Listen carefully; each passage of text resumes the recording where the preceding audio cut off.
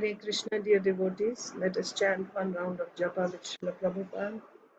Namo Om Vishnu Padaya, Krishna Preshtaya Bhutale, Srimate Bhakti Vedanta Swami Niti Namne, Namaste Saraswate Devi Gauravani Pracharini, Nirvishesha Shunyavadi Paschatya Deshatarine, Jai Sri Krishna Chaitanya Prabhu Nityananda, Sri Advaita Gadadhar Srivasadi Gaur Bhakta Vrinda.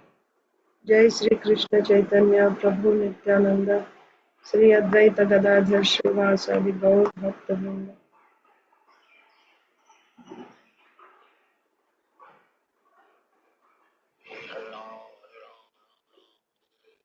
हरे कृष्ण कृष्ण कृष्ण हरे हरे हरे राम राम हरे हरे। हरे कृष्ण कृष्ण कृष्ण हरे हरे हरे राम राम राम हरे कृष्ण कृष्ण कृष्ण हरे हरे हरे राम हरे कृष्ण कृष्ण कृष्ण हरे हरे हरे राम हरे कृष्ण कृष्ण कृष्ण हरे हरे हरे राम हरे कृष्ण कृष्ण कृष्ण हरे हरे हरे राम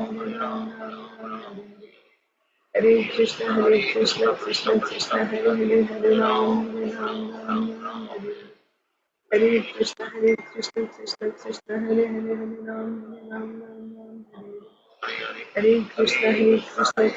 कृष्ण हरे हरे हरे राम हरे कृष्ण कृष्ण कृष्ण हरे हरे हरे राम हरे कृष्ण कृष्ण कृष्ण हरे हरे हरे राम हरे कृष्ण कृष्ण कृष्ण हरे हरे राम हरे कृष्ण कृष्ण कृष्ण हरे हरे राम हरे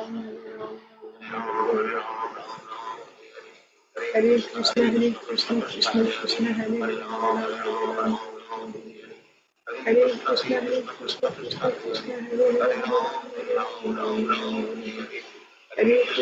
कृष्ण कृष्ण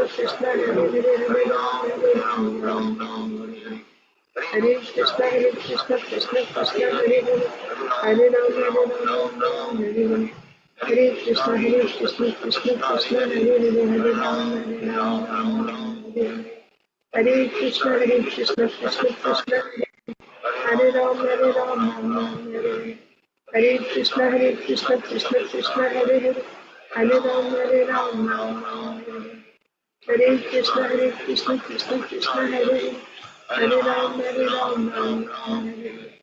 हरे कृष्ण कृष्ण कृष्ण हरे राम हरे कृष्ण कृष्ण कृष्ण हरे राम हरे कृष्ण कृष्ण कृष्ण हरे राम हरे कृष्ण कृष्ण कृष्ण हरे राम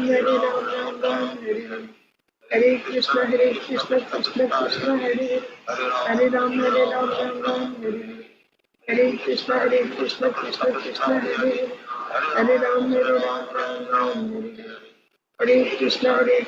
कृष्ण कृष्ण हरे राम हरे कृष्ण कृष्ण कृष्ण हरे राम हरे कृष्ण कृष्ण कृष्ण हरे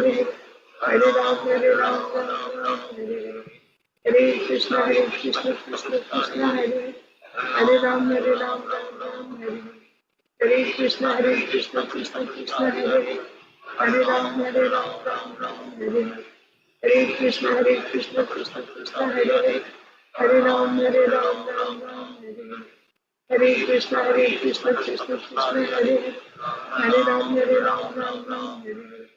हरे कृष्ण कृष्ण कृष्ण हरे राम हरे कृष्ण कृष्ण कृष्ण हरे राम हरे कृष्ण कृष्ण कृष्ण हरे राम हरे Krishna Krishna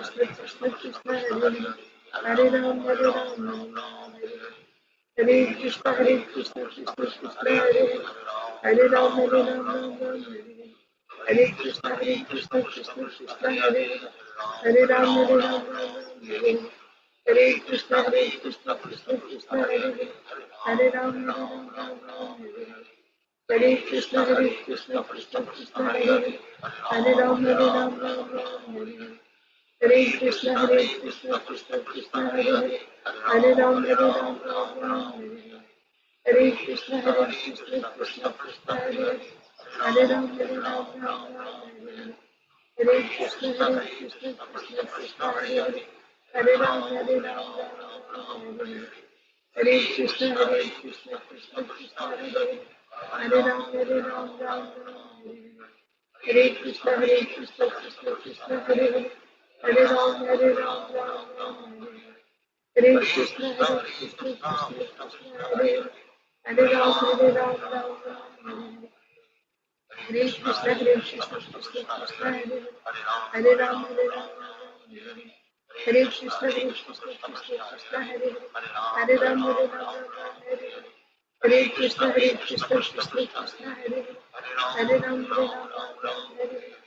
Hare Krishna, Krishna Hare Hare, Hare Ram, Hare Hare. Hare Krishna, Krishna Krishna, Hare Hare, Hare Ram, Hare Hare. Hare Krishna, Krishna Hare Hare, Hare Ram, Hare Hare. Hare Krishna, Krishna Krishna, Hare Hare, Hare Ram, Hare Hare. Hare Krishna, Krishna Krishna, Hare Hare, Hare Ram, Hare Hare. Hare Krishna, Krishna Krishna, Hare Hare, Hare Ram, Ram Hare Hare. Hare Krishna, Krishna Krishna, Hare Hare, Hare Ram, Ram Hare Hare. Hare Krishna, Krishna Krishna, Hare Hare, Hare Ram, Ram Hare Hare. Hare Krishna, Krishna Hare Hare, Hare Ram, Ram Hare Hare.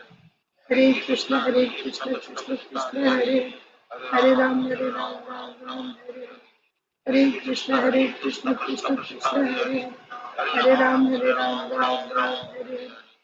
Hare Krishna, Krishna Krishna, Hare Hare, Hare Ram, Ram Hare Hare. Hare Krishna, Krishna Krishna, Hare Hare, Hare Ram, Ram Hare Hare.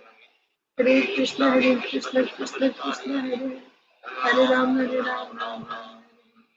Hare Krishna, Krishna Krishna, Hare Hare, Hare Ram, Ram Hare. Hare Krishna, Krishna Krishna, Hare Hare, Hare Ram, Ram Hare. Hare Krishna, Krishna Krishna, Hare Hare, Hare Ram, Ram Hare. Hare Krishna, Krishna Krishna, Hare Hare, Hare Ram, Ram Hare. Krishna, Krishna Hare Hare, Hare Ram,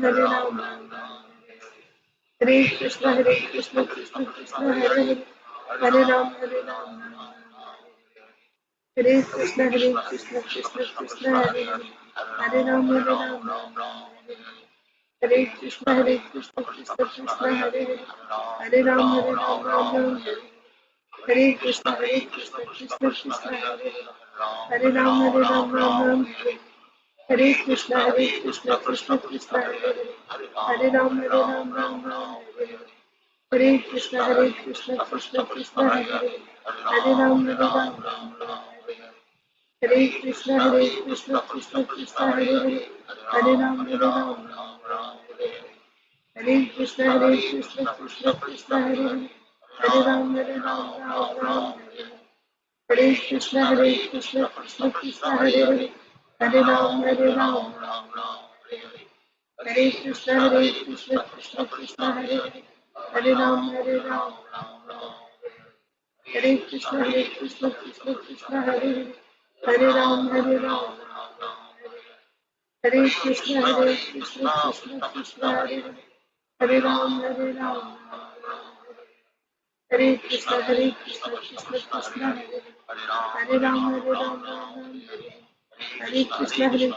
Krishna,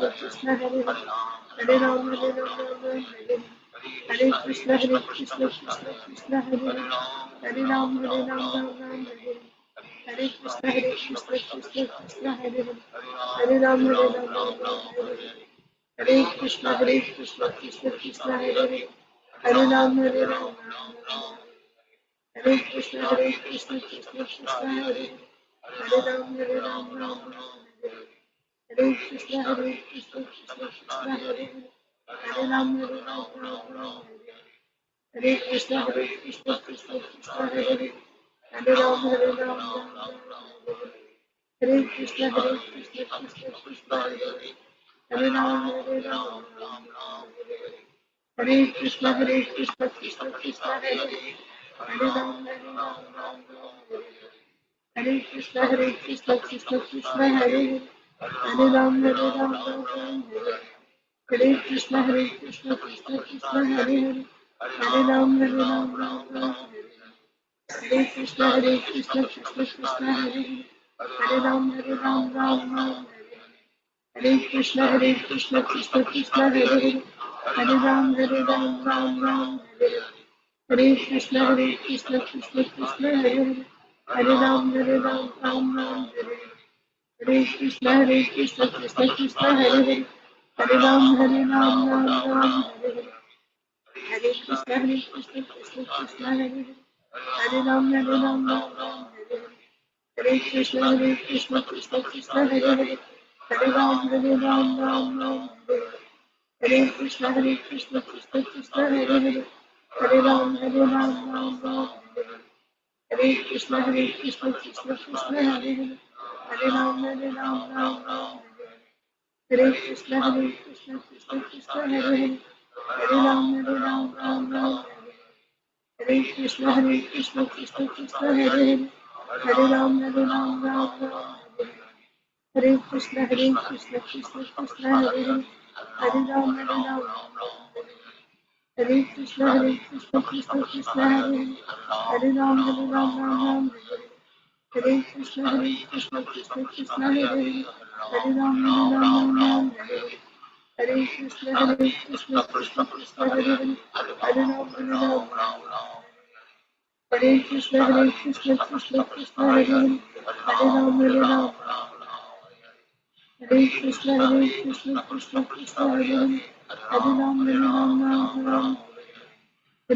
Krishna Krishna Hare Hare, Hare Ram Hare Krishna Krishna Hare Hare, Hare Ram Hare Krishna Krishna Hare Hare, Hare Ram Hare Krishna Krishna Hare Hare, Hare Ram Hare Krishna Krishna Hare Hare, Hare Ram Hare Krishna Krishna Hare Hare, Hare Ram जय श्री कृष्ण चैतन्य प्रभु नित्यानंद श्री अद्वैत गदाधर श्रीवासादि गौर भक्त। ओम नमो भगवते वासुदेवाय। ओम नमो भगवते वासुदेवाय। ओम नमो भगवते वासुदेवाय। नारायणं नमस्कृत्य नरं चैव नरोत्तमं देवीं सरस्वतीं व्यासं ततो जयमुदीरयेत्। नष्टप्रायेषु भद्रेषु नित्यं भागवत सेवया भगवत्युत्तमश्लोके भक्तिर्भवति नैष्टिकी। नमो विष्णुपादाय कृष्णप्रेष्ठाय भूतले श्रीमते भक्तिवेदांत स्वामिन्निति नामिने। नमस्ते सारस्वते देवे गौरवाणी प्रचारिणे निर्विशेषा शून्यवादी पाश्चात्य देशतारिणे। जय श्री कृष्ण चैतन्य प्रभु नित्यानंद श्री अद्वैत गदाधर श्रीवासादि गौर भक्त वृंद। हरे कृष्णा कृष्णा कृष्णा हरे हरे, हरे राम राम राम हरे हरे। ग्रंथराज श्रीमद् भागवतम की जय। Srimad Bhagavad Gita as it is की जय। श्रील प्रभुपाद की जय। समवेत गौर भक्त वृंद की जय। ओम अज्ञानतिमिरान्धस्य ज्ञानाञ्जनशलाकया चक्षुरुन्मीलितं येन तस्मै श्रीगुरवे नमः। Hare Krishna, dear devotees, welcome to today's Srimad Bhagavatam for all session. Let's recite Bhagavad Gita shloka. We are reciting from Srimad Bhagavad Gita as it is, chapter 14, text 3.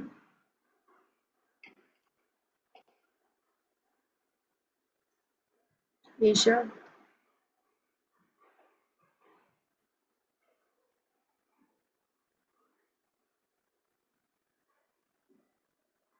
मम योनिर्महद्ब्रह्म तस्मिन् गर्भं दधाम्यहम् सम्भवः सर्वभूतानां ततो भवति भारत.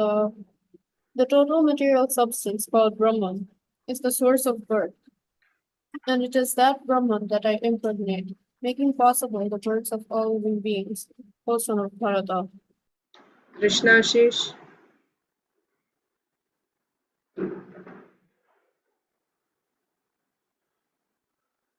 मम योनिर्महद्ब्रह्म तस्मिन् गर्भं दधाम्यहम् सम्भवः सर्वभूतानां ततो भवति Bharat.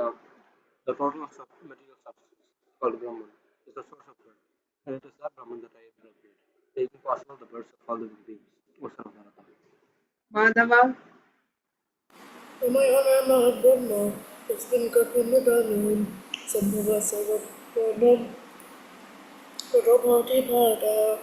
The total material substance called Brahman is the source of birth, and with that Brahman the man planet, making possible the birth of all living beings, also of Bharata. Rasapriya. मम योनिर्महद्ब्रह्म तस्मिन् गर्भं दधाम्यहम् सम्भवः सर्वभूतानां ततो भवति Bharat. The total material substance of Brahman is the source of birth, and it is that Brahman that I impregnate, making possible birth of living beings. O son of Bharata. Also, Yes. I'll recite to Srimad Bhagavad Gita as it is, chapter 14, text 3. Mama yonirmahad brahma tasmin garbham dadhamyaham sambhavaha sarva bhutanam tato bhavati bharata. The total material substance called Brahman is the source of birth, and it is that Brahman which I impregnate, making possible the births of all living beings, O son of Bharata. It is that Brahman that I impregnate. So let's read Srimad Bhagavatam. We're reading from Srimad Bhagavatam, Canto 10, Chapter 1, The Advent of Lord Krishna, Introduction, Text 9. So the last three verses, 4, 5, 6, 7, and 8. Okay, so in 5, 6, and 7, which are clubbed together, what did we see? So the context is Sukadev Goswami, Parikshit Maharaj is asking Sukadev Goswami to please describe the activities of Lord Krishna elaborately. Why? That is said in text 3 also. He said Bhuta Bhavana, Bhagavan Bhuta Bhavana. Right? I want to hear about the glories of the Lord who is capable of making all living beings possessors of love of Godhead. I want to hear about his qualities. But also in the next verse it is said, Nivrittatarshay Rupagiyamanat Bhavaushadhachrotra Manobhiraman Kauttama Shloka Gunanuvadat Pumsam Virajyeta Vinapashugnat. Why I want to hear about the glories of Krishna? Because they are so sweet, so pleasing, both for the speaker as well as for the listener. Both are going to benefit. So the ears are completely pleased, the heart is completely pleased. Those who are hearing, their disease, Bhavaroga, this hearing of Krishna's activities is the medicine for curing Bhavaroga. And those who speak, even if they simply repeat, they cannot stop because they don't find it boring. They find it to be so pleasing. Then what to speak of those who are actually relishing, entering the pastimes and relishing it, then they will also certainly find this uh, discussing, talking about, chanting the glories of Krishna to be very, very pleasing. So, Uttama Shloka Gunanuvada, right? Gunas, the qualities of Uttama Shloka. Uttama Shloka, why? Because Krishna is the best. All his activities are the best. Then who will not hear? It is so wonderful, anyone will hear except a Pashugna, right? A hunter or a butcher, he will not hear. And also it said somebody who's simply after material sense gratification, whose goal is to go and enjoy with the apsaras in heaven, such a person will not be attached to hearing, will not turn to Krishna Katha. So that was said in text uh, 4. Then 5, 6 and 7 further elaborated on this point. Krishna's glories. So who is this Krishna? Again, why I am asking you to hear about this Krishna? Because my grandfathers, that means the 5 Pandavas, Parikshit Maharaj's grandfather is Arjun, but when he used the word plural, right, Pitamahaha, Pitamahaha means plural. That means all 5 Pandavas.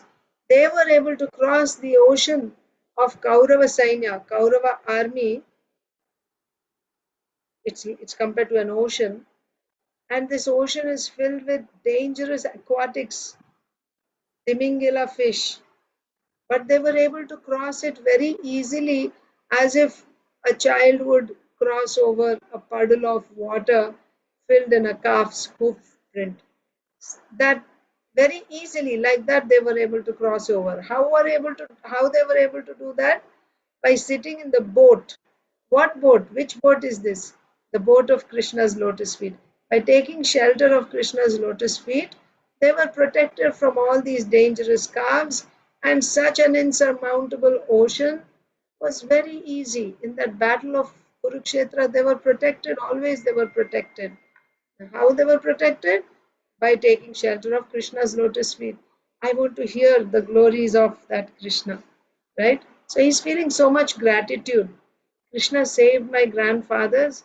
So now at this time of my, uh, you know, final days in this body, I don't want to think of anyone but that Krishna, who was so merciful to my grandfathers, who protected them, and who my grandfathers took shelter of Krishna, right? His lotus feet. So I also want to take shelter of Krishna's lotus feet, like that. That was one reason. And then text 6 said, oh, what to speak of my grandfathers, even I was personally protected by Krishna. How I was protected? When I was in my mother's womb, Ashwathama, Drauni means the son of Drona. He attacked me with a Brahmastra, and that Brahmastra had actually burnt my body.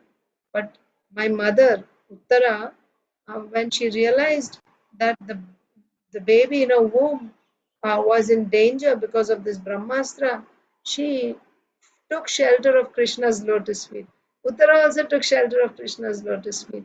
And by that, Krishna immediately, he manifested himself. He appeared inside the womb of Uttara, who Krishna,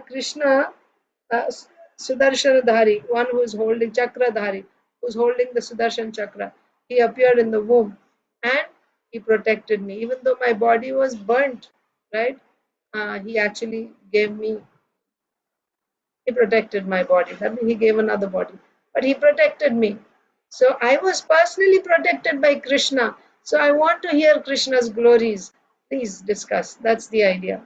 Then one more reason is not only because Krishna we had personal relationship with Krishna. Krishna was the worshipable deity of our family worshipable deity. Krishna is our family worshipable deity. So is that why I want to think of Krishna? Yes, that's one reason. But besides that, who is Krishna? He is not just the deity for our family members. He's not just a well-wisher of our family members. He's actually Paramatma, who is inside and outside of all living entities. Every living entity in the entire creation, he's inside of every living entity and outside. Inside and outside means in the heart he's as Paramatma, and outside he's in the Virat form, like this. So I want to hear about his Viryani, means his glories, his wonderful activities, like that. And also Krishna, who appeared in this world uh, by his own internal energy. That means he appeared in his original form, right? Manusham Rupam. That means his form resembles a human form, but that is his original form. It's not a material form like ours. So in the Prabhupada said, even though he appears like a human being, He's not forced to take birth like us. He comes out of his own compassion for all the living entities. So like that. So then the next verse. So Parikshit Maharaj is saying, he's encouraging Sukadeva Goswami, please speak about the glories, the activities of Krishna elaborately for all these reasons. Then also text 8, my dear Sukadeva Goswami, you have already explained that Sankarsha. So now one more thing that we read yesterday, Parikshit Maharaj is asking a question. So in general he said, please talk about Krishna's pastimes elaborately. Whatever you have discussed in the last two verses of the 9th canto, so the same thing now you elaborate on that, right? Use more words and explain the same thing. That same portion only, now you explain using more words. After that, now Parikshit Maharaj is asking a question. He has a question about Balaramji. You said that when you were listing the sons of Rohini, you said Balaram is Rohini's son. Again, when you were listing Devaki's sons, you said Sankarshan, Balaram is the son of Devaki. How is it possible for the same person to appear in two different mothers unless he's transferred from one mother to another? That means first he must have been in Rohini's womb and then he must have been transferred to Devaki's womb. Or first he was in Devaki's womb and then transferred to Rohini's womb. Unless he's transferred from one womb to another, how is it possible for for any person to appear from two different mothers? So that was Parikshit Maharaj's question in text 8. So he said, my dear Sukadev Goswami, you have already explained that Sankarshan, who belongs to the second quadruple, appeared as the son of Rohini, named Balaram. If Balaram was not transferred from one body to another, how is it possible that he was first in the womb of Devaki and then in the womb of Rohini? Kindly explain this to me. So now we'll read the next verse, text 9, and I think it is Krishna Shish's turn. कस्मान्मुकुन्दो भगवान् पितुर्गेहाद्व्रजं गतः क्व वा संज्ञातिभिः सार्धं कृतवान् सात्वतां पतिः. Yes, Krishna Shish. Why did Krishna, the Supreme Personality of Godhead, leave the house of his father, Vasudeva, and transfer himself to the house of Nanda in Vrindavan? Where did the Lord, Master of the living dynasty, live with his relatives in Vrindavan? Yeah. So, purport also will read. Madhava. These are inquiries about the Itinerary. itinerary of Krishna. The chapter is buried in the house of Vasudeva in Mathura. Krishna transferred himself to Gokula on the other side of the Yamuna. After some days, he moved with his father, mother, and other relatives to Vrindavan. Maharaj Parishit was very much eager to hear about Krishna's activities in Vrindavan. This entire canto is still Bhagavatam, full of activities performed in Vrindavan. The first 40 chapters describe Krishna's Vrindavan activities, and the next 50 describe Krishna's activities in Dwaraka. Maharaj Parishit, to fulfill a desire to hear about Krishna, requested Sukadeva Goswami to describe these activities in full detail.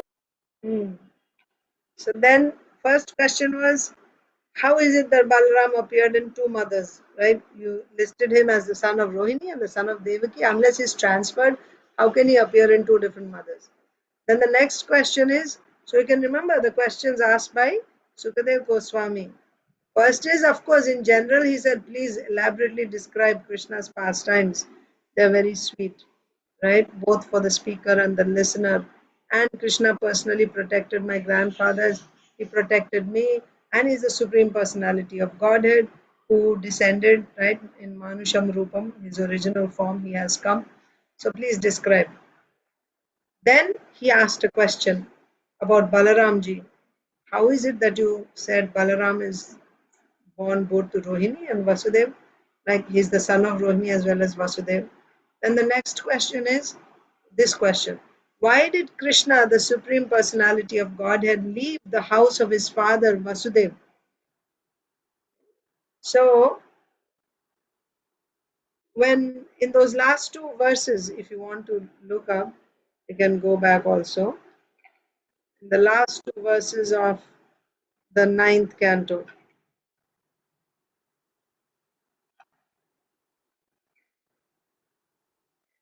24th chapter, 66 and 67. See, 66 says, the Supreme Personality of Godhead, Sri Krishna, known as Leela Purushottam, appeared as the son of Vasudeva, but he immediately left his father's home and went to Vrindavan. It is said here, right? So why he left, he's asking. Okay. And also about Balaramji also, it is said in the same chapter about the sons of Vasudeva. I think you remember. Yeah, see, Vasudev's, the children born of Vasudev's from different wives. So first of all, he started off with Rohini, right, principal. So Vasudev's wife Rohini, and then she had Bala. Bala means Balaram, right? And then again, finally, Devaki. He also said Vasudev begot 8 qualified sons from the womb of Devaki. Who are they? Again, there is Sankarshan. So, I'm showing you from where Parikshit Maharaj got these questions. These questions are based on what he heard from Sukadev Goswami only. So about Balramji, he asked, you said Balram is the son of Rohini. Again, you said Balram is the son of Devaki. So he asked that question about Balram. How is it possible? Unless he's transferred. Then he's asking the next question. Why did Krishna, the son of Vasudeva, right? That means he's born in Vasudeva. Here it is said, he appeared as the son of Vasudeva, but immediately left his father's home and went to Vrindavan. So here we are seeing now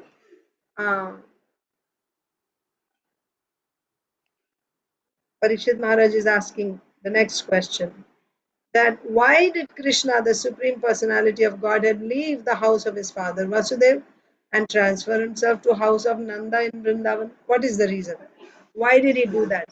You said that as soon as he appeared, he left his father's home. Why? Why did he go to Nanda Maharaj's home in Vrindavan? Then, where did the Lord, the master of the Yadu dynasty, live with his relatives in Vrindavan? Okay, you said he went to Vrindavan. Where exactly in Vrindavan did he live? That means what is Parikshit Maharaj asking? He's asking, he's trying to, decode. Like in one capsule, so much is there, right? He's trying to open it up, elaborate it. So he's saying, you said he went to Vrindavan. Where in Vrindavan? Right? So now you tell me about all the pastimes that Krishna performed in Vrindavan. That's the idea, right? Why did he go to Vrindavan? So that will also tell us why he went to Vrindavan, because he wanted to, expand his loving dealings with his confidential devotees. They were all in Braja, in Vrindavan. So that will come. So why did he go to Vrindavan, leaving his father's home? Then, where did he live in Vrindavan while he was living with his relatives? He's actually the master of Yadu dynasty, why he lived in. So he wants to know, Parikshit Maharaj wants to know about Krishna's Vrindavan pastimes. So in the purport, Srila Prabhupada is saying, so this 10th chapter is full of Vrindavan pastimes. So on Parikshit Maharaj's request, Sukadeva Goswami is going to narrate the pastimes, Vrindavan pastimes of Krishna. So 10th canto has how many chapters? 90 chapters.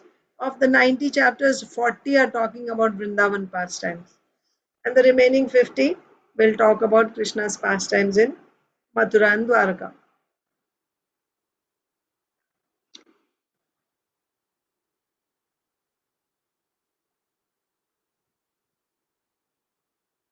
That's the point.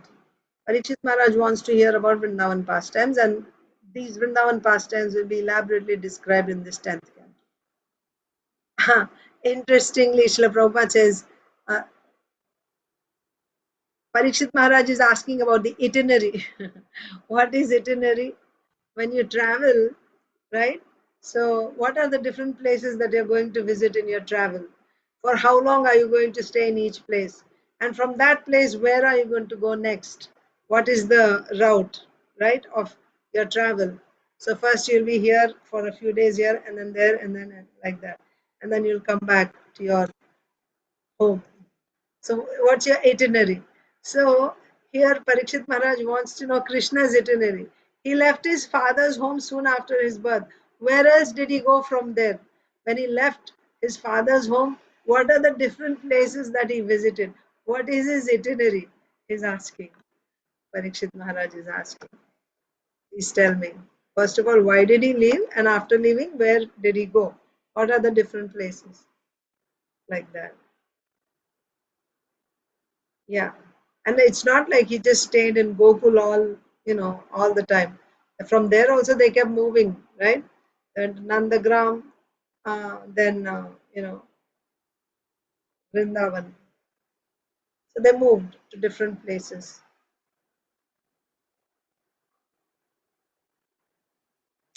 Maharaj Parikshit, what do we understand here? Parikshit Maharaj's eagerness to hear about Krishna's activities. And Sukadeva Goswami does describe. Text 10. Rasapriya. Vraje vasan kim akaron madhupuryam cha keshavah bhrataram chavadhit kamsam matur adhatad arhanam. Lord Krishna lived both in Vrindavan and in Mathura. What did he do there? Why did he kill Kamsa, his mother's brother? Such killing is not a talk sense in the Shastras. So please try to remember the various questions that Parikshit Maharaj is asking. His first question was about Balaram. Next question was why Krishna left Vasudev's home and where did he live in Vrindavan. That means what are the different places that he went to, that he lived in Vrindavan. That means also pastimes related to that. So why he left Vasudev's home and where did he live in Vrindavan. Now the next question. Lord Krishna lived both in Vrindavan and in Mathura. What did he do there? So, okay, he lived in Vrindavan. What did he do in Vrindavan? What were his activities? I want to hear about Krishna's activities. Not just he lived from this date to this date. No. What did he do? What did he do there? Not just in Vrindavan, also in Mathura. What were his activities? Okay. So he lived in Vrindavan and Mathura. What did he do there? What were his activities in Vrindavan and Mathura? Another important question. Why did he kill Kamsa? Kamsa is his mother's brother. Krishna's mother is Devaki. Devaki's cousin is Kamsa. So mother's brother, mama, uncle is not supposed to be killed. It's against religious principles. Why would a nephew kill his uncle? And Krishna, he is the father of religion. How he can act against dharma? Why did he kill Kamsa, his mother's brother? Such killing is not at all sanctioned in the Shastras. How Krishna can go against the Shastras? That's the question. So, what are the questions in this verse? First one is, what were his activities? What did he do in Mathura and in Vrindavan? In Vrindavan and in Mathura. Next question is, why did he kill Kamsa? Killing of one's uncle is against the scriptural injunctions. Okay, purport. Mataji, you can read. Hare Priyanka. Krishna Mataji. Yes, Mataji. Pranam Mataji, Jai Shri Prabhupada. Please accept my humble obeisances, Mataji. Jai Shri Prabhupada. One's maternal uncle, the brother of one's mother, is on the level of one's father. When a maternal uncle has no son, his nephew legally inherits his property. Therefore, why did Krishna directly kill Kamsa, the brother of his mother? Maharaj Parikshit was very much inquisitive about the facts in this regard. Wow, I didn't know this. If one's mama has no sons, what about if he has daughters? But this is according to Shastra. It's not necessary that the modern legal system and the rules are all strictly according to Manu Samhita, according to Shastra. It's not necessary. But according to Shastra, it is the son who inherits the father's property. Daughters don't. It's a fact. Because daughters get married, the daughter inherits her husband's property. So her husband will inherit his father's property, and the wife will get husband's property. Like that. She's provided. But a daughter legally, according to Shastra, daughter does not inherit father's property.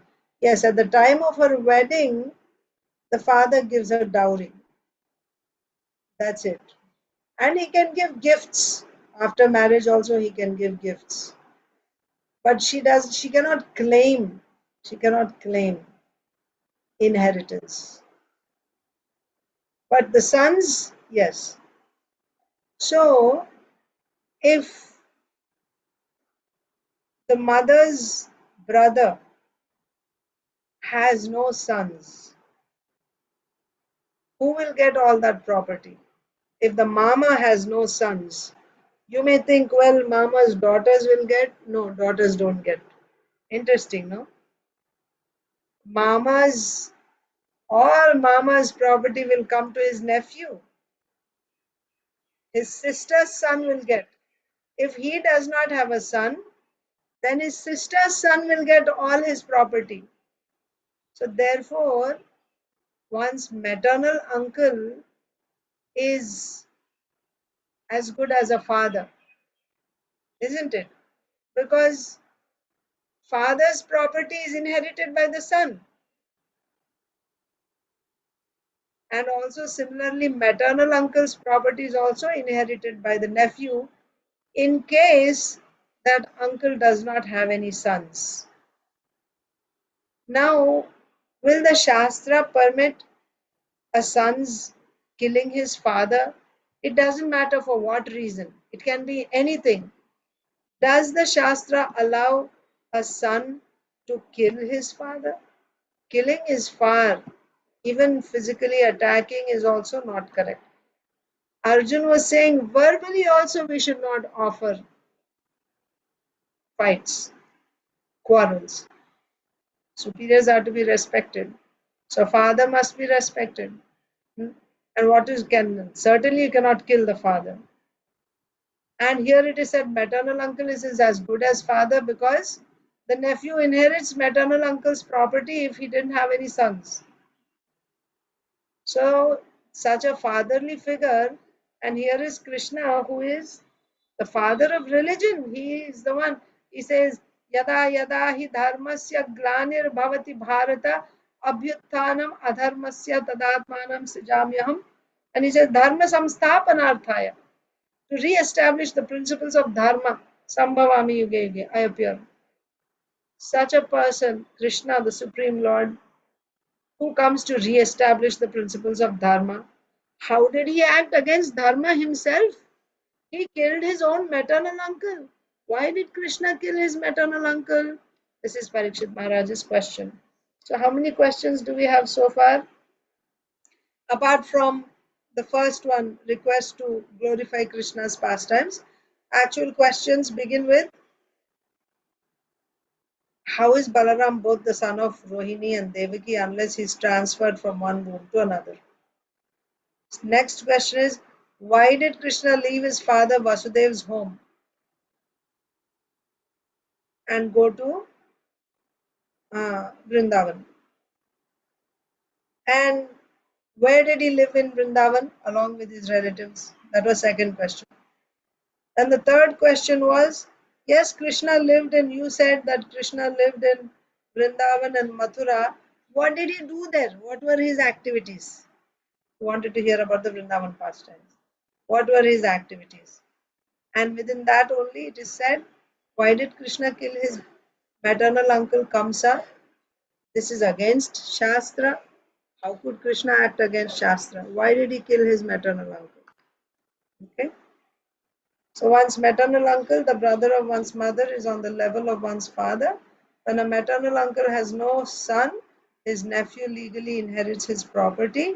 Therefore, why did Krishna kill Kamsa, the brother of his mother? Maharaj Parikshit was very much inquisitive about the facts in this regard.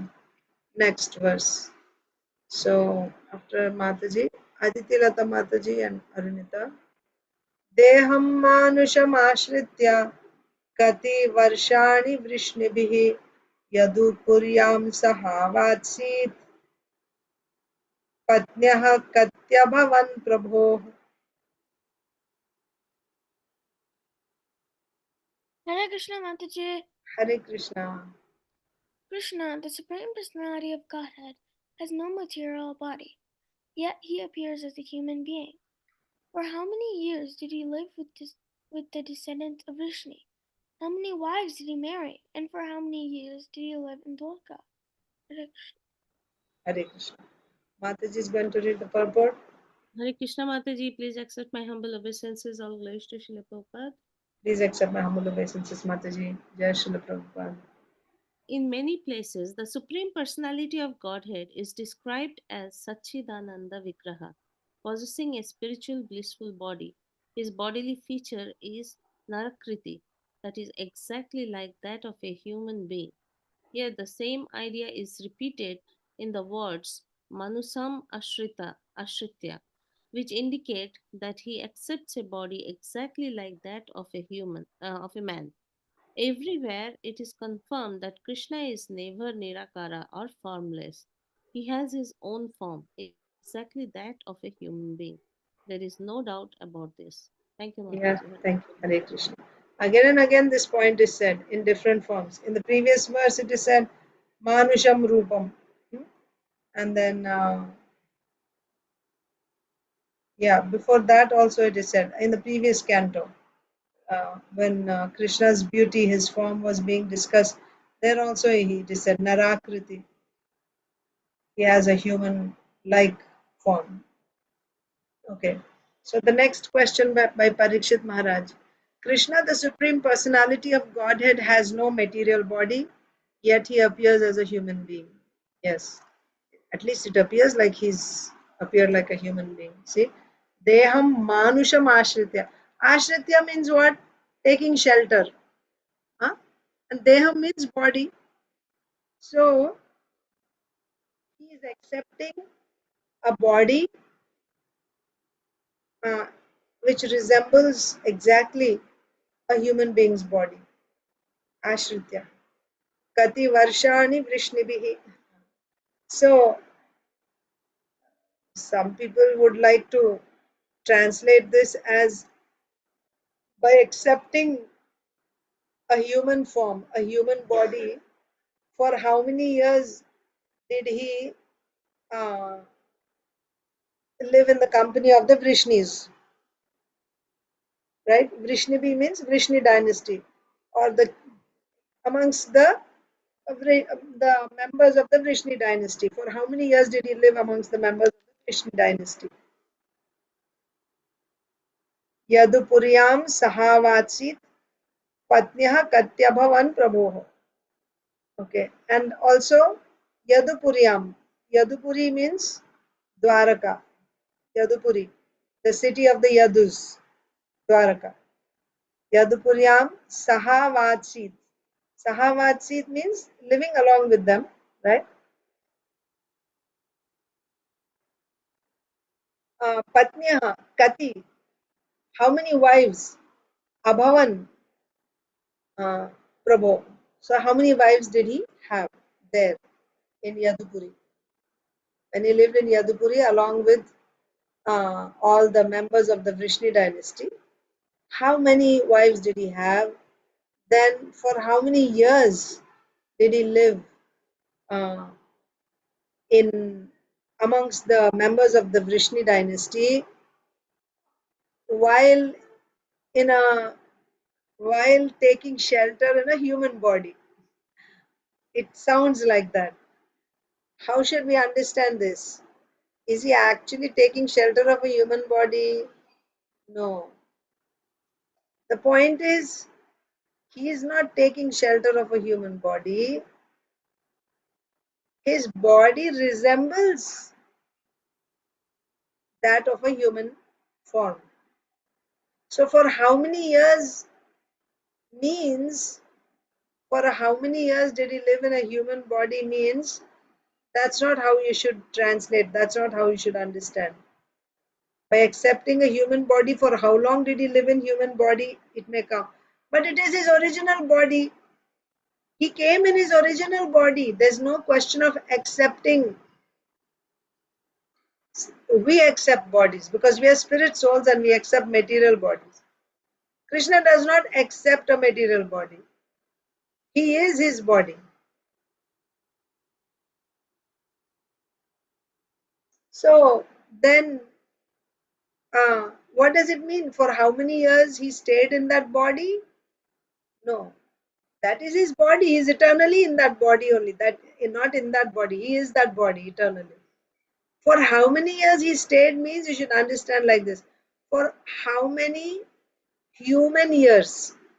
You see, the calculation of time is different for human beings and it is different for demigods, and for Lord Brahma also it is different. Our one day is not one day for Indra, and Indra's one day is not one day for Lord Brahma. Just for example, in the Brahma Vimohan Leela, Lord Brahma just came back in after one moment. One moment. You know what a moment is? It is 1/11th of a second.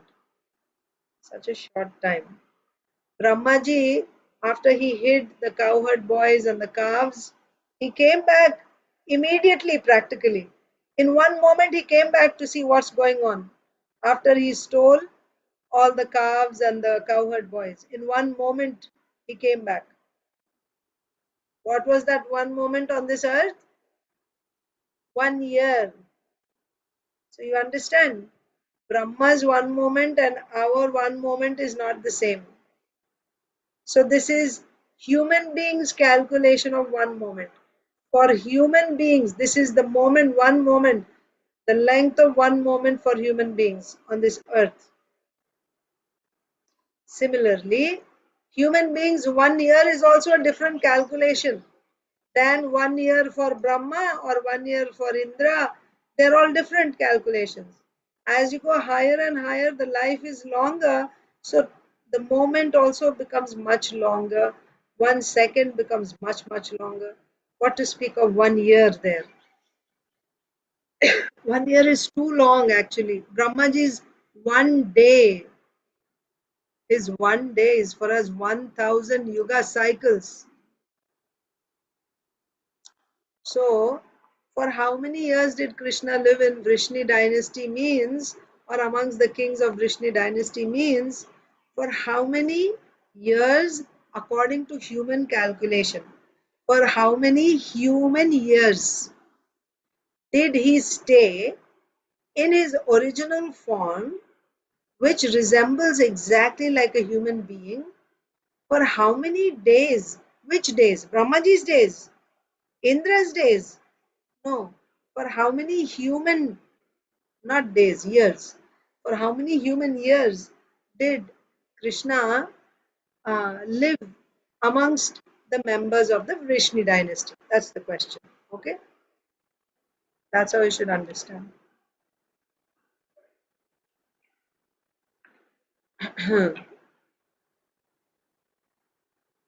Deham manusham ashritya kati varshani vrishnibihi. How many years amongst Vrishnis? Yadupuryam sahavatsit. Yes, that we discussed. Right? Padnya Katya Bhavan Prabhu. How many wives did he have in Dwaraka? Yadupuri means Dwaraka. Krishna, the Supreme Personality of Godhead, has no body, no material body, yet he appears as a human being. For how many years did he live with the descendants of Vrishni? How many wives did he marry? And for how many years did he live in Dwaraka? Okay. So the point here is that Manusham Ashritya. That's the highlight here. In many places, the Supreme Lord is described as Satchidananda Vigraha. That means he is eternal, spiritual, possessing a spiritual blissful body. His bodily feature is Narakriti, means it exactly resembles that of a Nara or human being. Akriti means form, Nara means human. So his body exactly resembles the form of a human being. Same idea is repeated. Manusham Ashritya. It indicates that he accepts a body exactly like that of a man. Everywhere it is confirmed that Krishna is never Niragar. Again, so in so much detail, Krishna's form is being stressed. How anyone can get an idea that he is formless?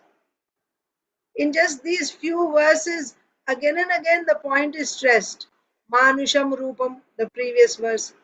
Manusham Ashritya, this verse. Narakriti, the previous canto, again and again. So there's no question of Krishna's being impersonal. So he has his form exactly like that of a human being. There is no doubt about this.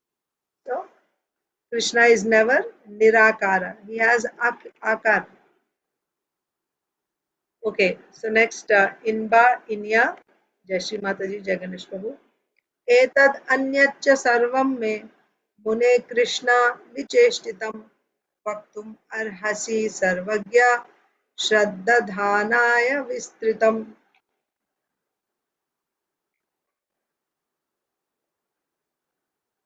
Hare Krishna Mataji. Hare Krishna. O great sage, who know everything about Krishna, please describe in detail all the activities of which I have inquired and also those of which I have not. For I have full faith and am very eager to hear of them. Yes. So please remember the questions first, and then this last point is also very important. Huh?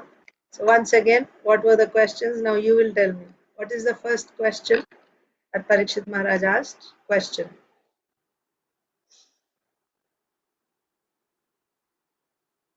First question.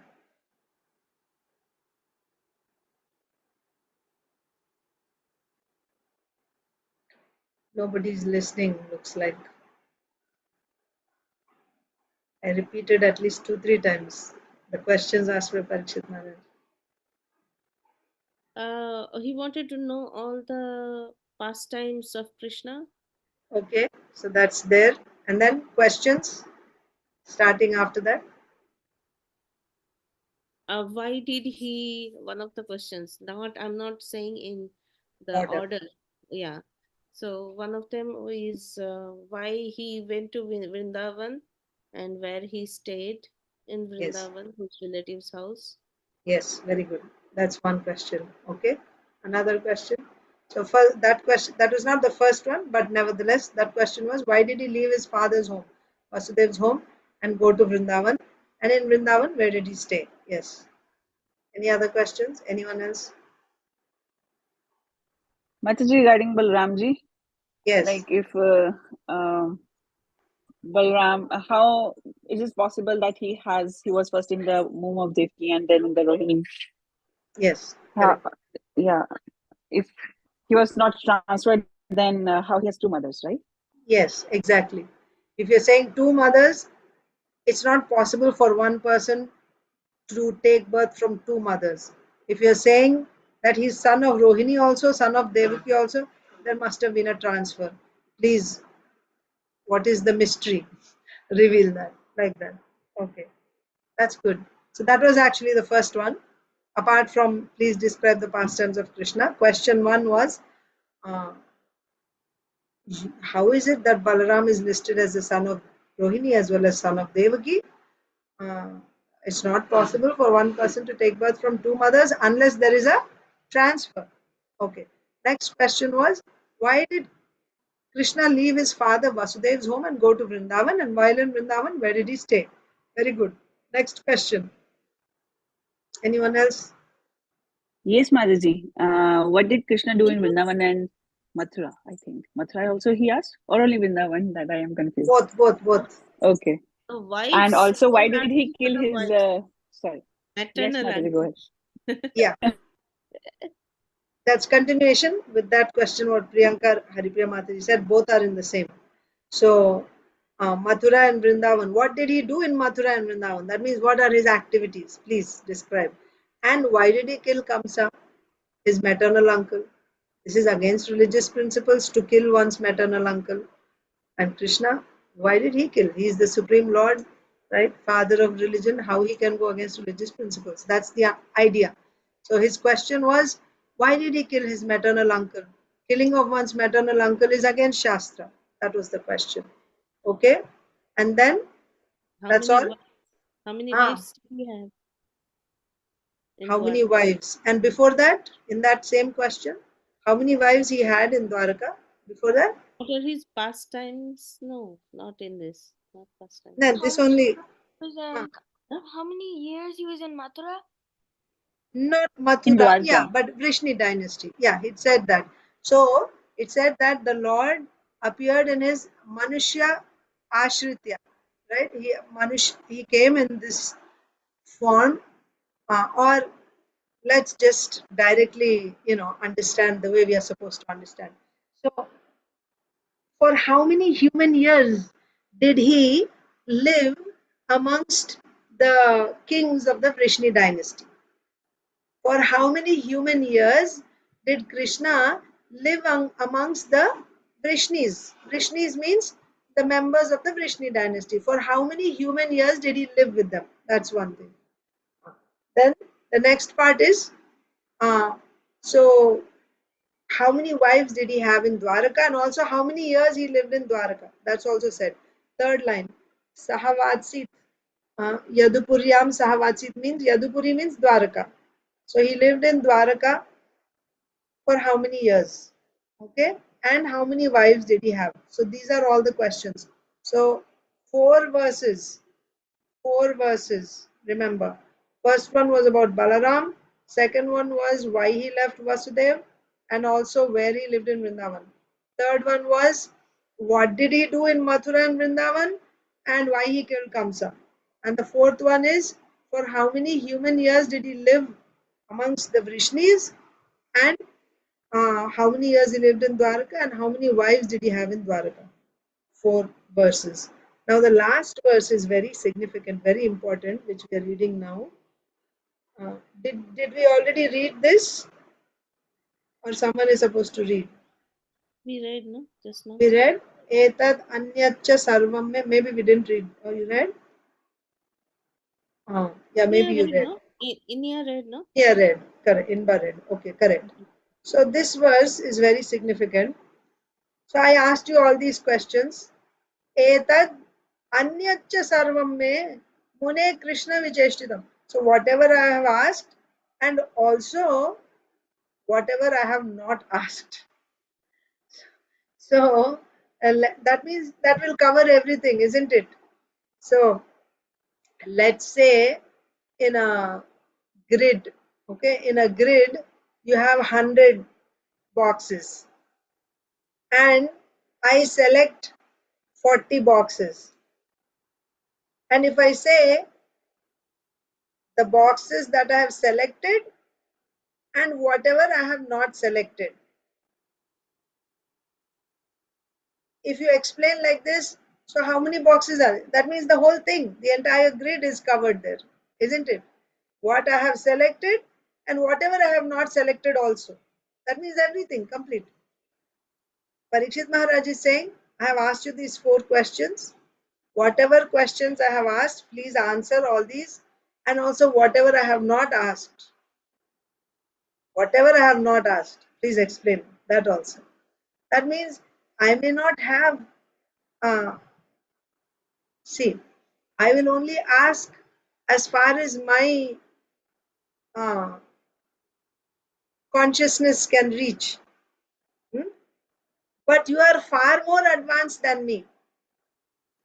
Just like if you are a professor in a university, you teach to PhD students. But if, yeah, like we pray to Krishna. So if a first grader comes to this professor and asks questions. Let's say a math professor. So the first grader, how much the first grader knows about math? Some addition, maybe some subtraction. I think that's about it, right? First grade. Numbers, counting, addition, and maybe a little bit of subtraction. Now, this professor, does he know only addition and subtraction? He knows a lot more than that. He knows calculus and algebra and so many things he knows. But that first grader won't be able to ask about calculus and algebra. He doesn't have that capacity to ask, isn't it? But the professor knows. So like that, Sukadev Goswami is asking, my dear Sukadev Goswami, whatever I have asked, you answer that. And whatever I have not asked, whatever you know, right? Everything that you know, what I have not asked, you tell that also. That means that will cover everything, isn't it? So don't just limit your answers to what I'm asking. Certainly you answer whatever I have asked. But apart from that, also and explain everything which I have not asked, whatever you know. Etad anyatcha sarvam me mune Krishna vicheshtitum vaktum arhasi sarvagya shraddha dhanaya vistritam. Sarvagya, you know everything, right? You know everything. Sarvagya, one who knows everything. So shraddha dhanaya vistritam. Because I am not envious, but I have faith in whom? In Krishna. So please, Vistritam, again, this word again and again, Vistarat, Vistritam. You should understand this word Vistritam tells us his eagerness and also his, how to explain, like he's not happy with just those two verses of description of Krishna's pastime. So he's again and again encouraging Sukadeva Goswami. I want you to explain elaborately. He's eager to hear more and more about Krishna in detail. It's not that let's finish up, right? Class time is over. Let's end it here. I have to leave my body in 3 days. So let's go to the next topic. Let's cover all the topics as much as possible. Next. No, he wants to hear in detail. Go on explaining. Whatever I have asked, you answer. But what I have not asked, that also you answer, not answer. Explain. Because you are Sarvagya, you know everything. Whatever you know, you explain. He does not have any anxiety. I don't have time. He doesn't have that anxiety. Sukadeva Goswami must be considering. He should be worrying, oh, how I will cover all this. He has limited time. So he has to speak in a way, right? Considering the time. But Parikshit Maharaj, no. It's as if he has all the time in the whole world to hear about Krishna. He wasted so much time describing about the dynasty. But this is the No, it's not waste. No, not waste. I'm saying this is the most relishable, most interesting thing. I mean, this But should be. Mataji, that's the thing, no? Parikshit Maharaj, he's asking about creation also. What need does he have for all that? Because he's taking us, walking us step by step. That's where we have to see. Ordinarily, that's how we would think. Whatever is the best, let me get that, isn't it? Yeah. But he's not thinking, oh, I have to die soon. Even at that moment when he is dying, he's not thinking about himself, he's thinking about others. Right? He's asking questions which seem, apparently, they seem irrelevant for a dying man. I mean, if he's going to go back to Godhead, he should be concerned about what happens in the spiritual world because that's where he's going to go. If you're going to go to a new place, you would want to know about that place. What type of temperature and what type of clothes should I take and what type of food do we get there. That's what you should be preparing for yourself. That's what we will be doing, preparing to go there. What is Parikshit Maharaj asking about this creation? And as he said about the dynasties, Surya Vamsha, Chandra Vamsha, of course, Bhagavatam, nothing is irrelevant. Everything is connected to Krishna. Every word is actually, you can imagine, Sukadev Goswami is speaking, how he can speak anything which is not related to Krishna. But still, there is higher topics also, right? So creation, and then you have these sweet pastimes of Krishna directly.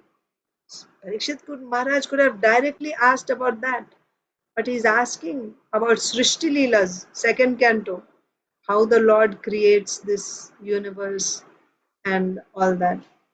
So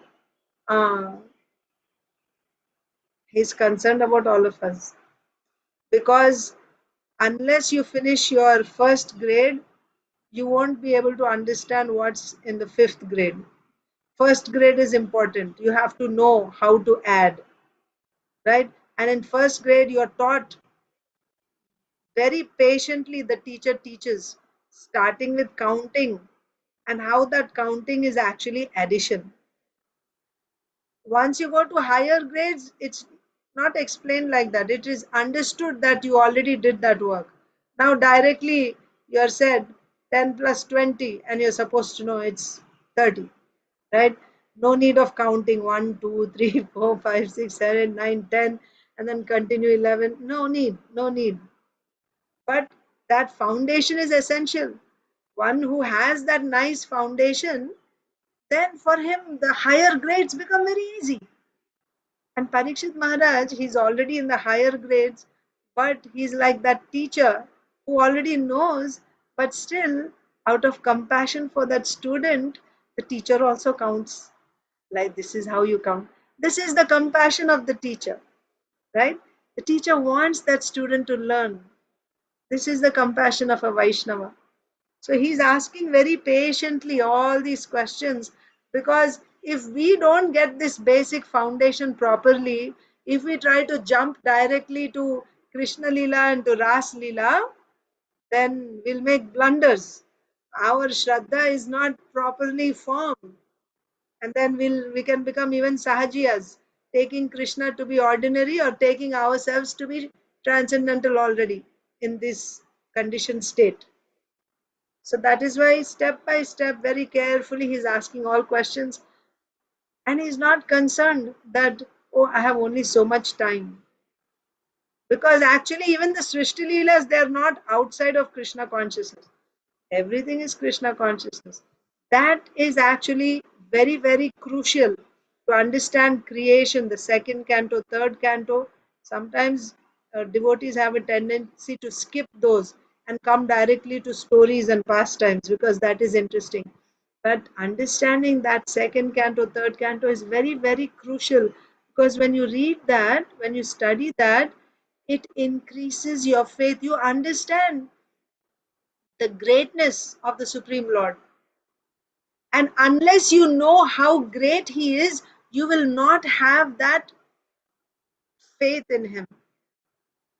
This is explained something like, if you know that your company is, the company where you're working, it's very, very, or your boss, right? He's very powerful, he's very wealthy, he can maintain you, he can, then automatically you'll have respect for him, you'll have obedience for him. Is it not? He's very, very powerful and wealthy, and he can maintain you. And not just you, he's maintaining so many thousands of people. You'll have that respect because you see how powerful, how great he is. And if you don't know about him, you don't have the details, you may just treat him like an equal or something. So, same thing. This is Aishwarya. Krishna's creation, it is his Aishwarya. You see his opulence, his greatness. And that is essential for a person's, entering into, for a person to enter into this, to begin his sadhana bhakti, that means to build his faith. It is essential to understand. That's why in Bhagavad Gita also we have the opulence of the Supreme. Krishna is telling about himself. Why? Is he like a puffed up person and boasting, bragging about himself? I'm this and I'm that. No. The 10th chapter of Bhagavad Gita is speaking for my benefit, for your benefit, for all of our benefit. Because when we see how great he is, then we'll get that awe and reverence toward him, and then we will bow down before him. When we bow down before him, that's when we can actually progress. For our benefit, he is telling us. So similarly, here also Parikshit Maharaj, for our benefit, for everyone's benefit, is asking about creation. He is such a devotee. He was protected by the Supreme Lord himself in the womb of his mother. Krishna personally protected him.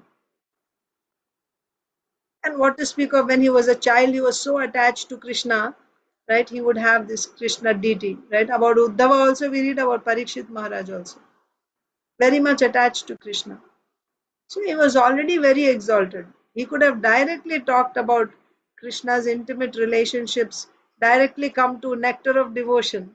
No need of Srishti Leelas or anything. He could have, and in nectar of devotion also, no need of sadhana bhakti and all that. Directly he could have jumped to Raganuga Bhakti. Tell me the details of Raja Bhakti. I am going there, isn't it? This is the compassion of a Vaishnava. He's not thinking about himself. He's thinking about others. And that such a devotee is actually attracting the attention of the Lord because he's not thinking about himself. He's not thinking about himself. He's thinking about others all the time. But of course, he has this greed to hear. After all those 9 cantos are completed, this is the main thing, right? The ashraya of the 10 topics. This is the remaining 9 topics are meant. They enrich us. They prepare us for this 10th canto. So now when we come to the 10th canto, we should really relish, taste each and every letter. That is the mood of pure devotees of acharyas. That's why so many commentaries are there, the 10th canto. So, yes, Parikshit Maharaj is saying, whatever I have asked, please explain. Whatever I have not asked, that also you explain.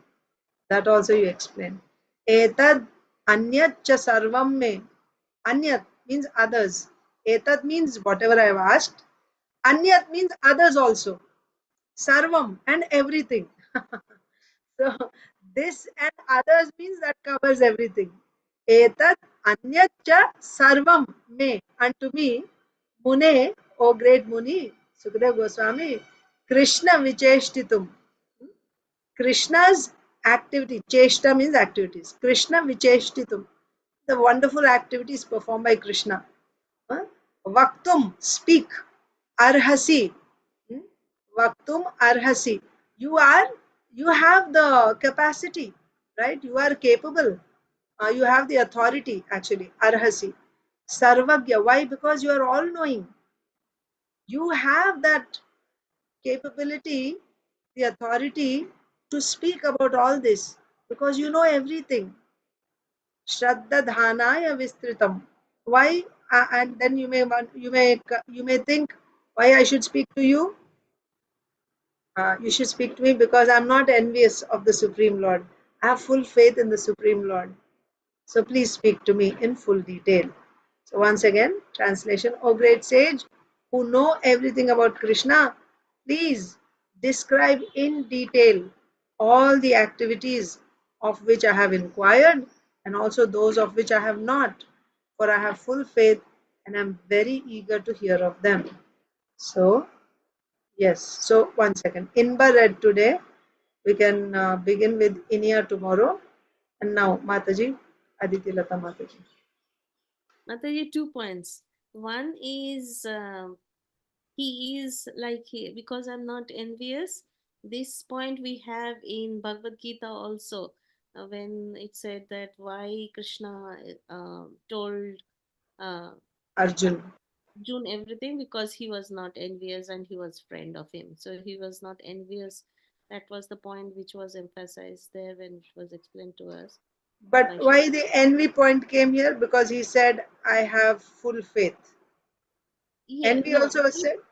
yeah, envy because I'm not envious, right? Here it's said it's What you said, because huh? yeah, Krishna. Yes, that's the point, no? See the meaning? I Because have I'm full faith. I have full faith, and I'm very eager to hear. no on the meaning. See, Shraddha Dhanaya. Acha acha, Shraddha Dhanaya. Yeah, okay. So they have translated like Shraddha means actually I have faith. That's what it means. In the translation, as it is said, that's what it means. Shraddha Dhanaya. Shraddha means faith. I have full faith and I'm eager. But yeah, so here they're saying I'm not envious. Okay, okay. That's what in Bhagavad Gita it explains, no, that Krishna Yes, he reveals himself who is not envious. If someone is envious, he will not reveal himself. correct. So, Yes, yeah. And another point is Mataji that the like we pray. I was saying like Vaishnavas are supposed to pray. It is said, no, that for any hardship or any problem, they say if you want, because you know the bigger picture, you know what is good for me, because we can't see what is happening or uh, even if someone is leaving their body, we say, right, we are supposed to say that if you want, uh, you give him health, you give him back, or if you want. not someone, especially specifically for the spiritual master, it is said, maybe for devotees also. Yeah, not just in general, but yeah.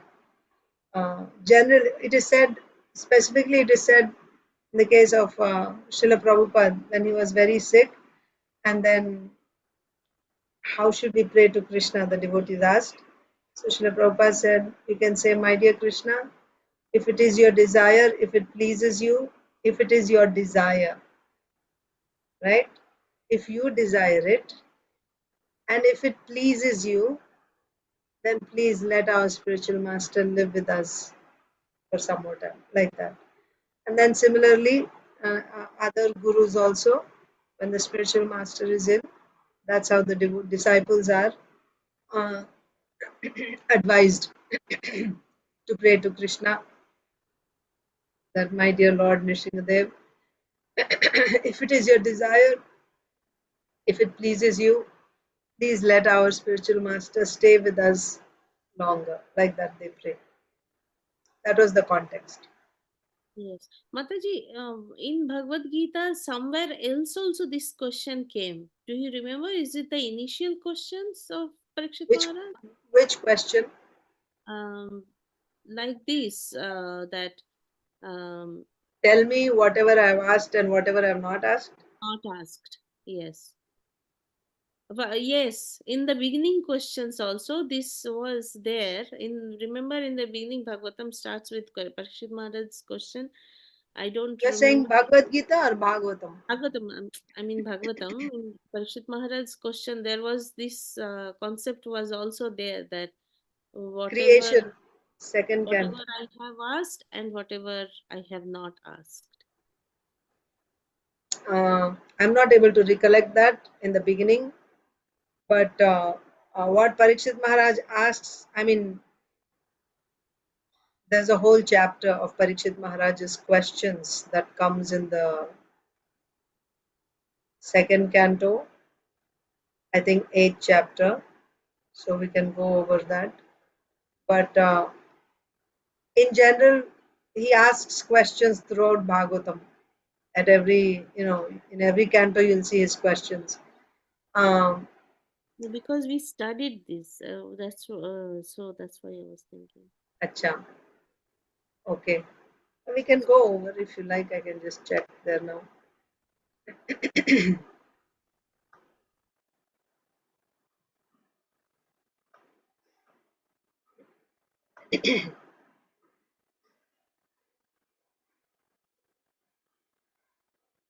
I feel like doing Bhakti Shastri once more. It's so Mataji?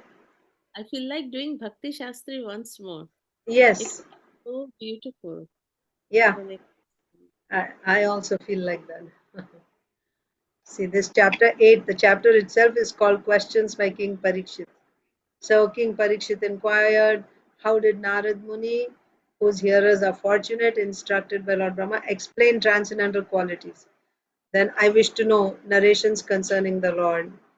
Then please continue narrating Srimad Bhagavatam so that I can place my mind upon the Supreme Soul Lord Krishna. Okay.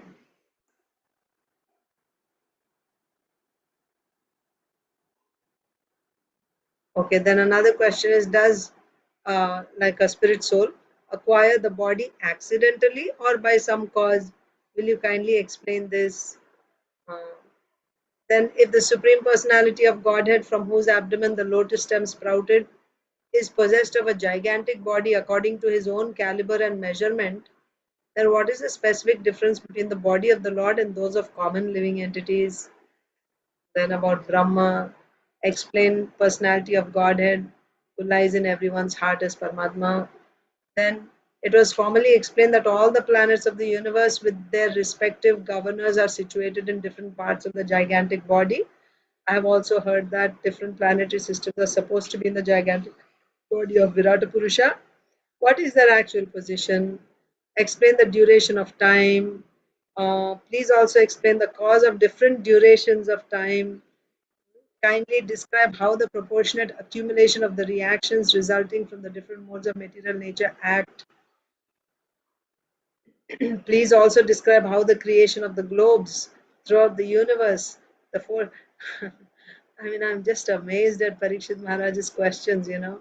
He has such a clear consciousness and he's able to think. And so many, I mean, even in proper health and good condition, we cannot come up with all these questions. Okay. How the creation of the globes throughout the universe, the four directions of heavens, sky, planets, stars, mountains, rivers, seas, islands, how they take place, all this creation. Describe the inner and outer space, all the different ages in the duration of creation. Explain what may generally be the common religious affiliations of human society. Explain all about the elementary principles of creation. What are the opulences of the great mystics? Explain unto me how the living beings are generated, how they are maintained and annihilated. Explain how, merged in the body of the Lord, beings are created, how the infidels appear. Independent personality of Godhead enjoys his pastimes by his internal potency. Then he remains a witness. Kindly satisfy my inquisitiveness in all that I have inquired from you and all that I may not have inquired from you. There you Yes, go. yes. And the surrendered soul, and also a Since surrendered. I am a soul surrendered unto you, please impart full knowledge in this connection. Yes, exactly the same thing. Yes. Yes. Thank you, Mataji. So this is the reference for you is 2824. And the one that we read is Srimad Bhagavatam 10:1, I think 12. So same.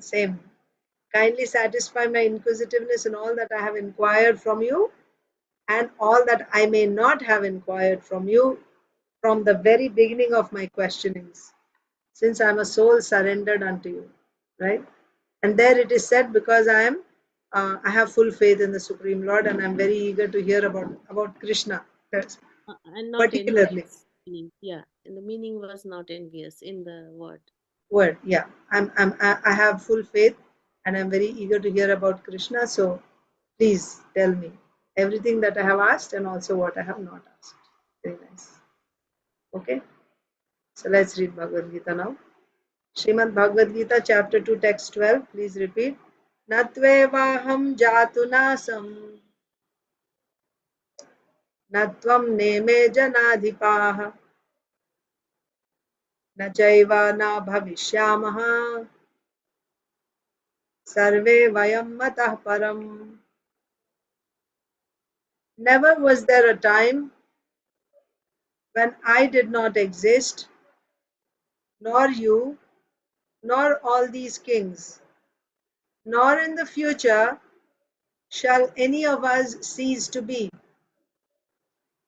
Okay, so you remember the last verse we read? 11.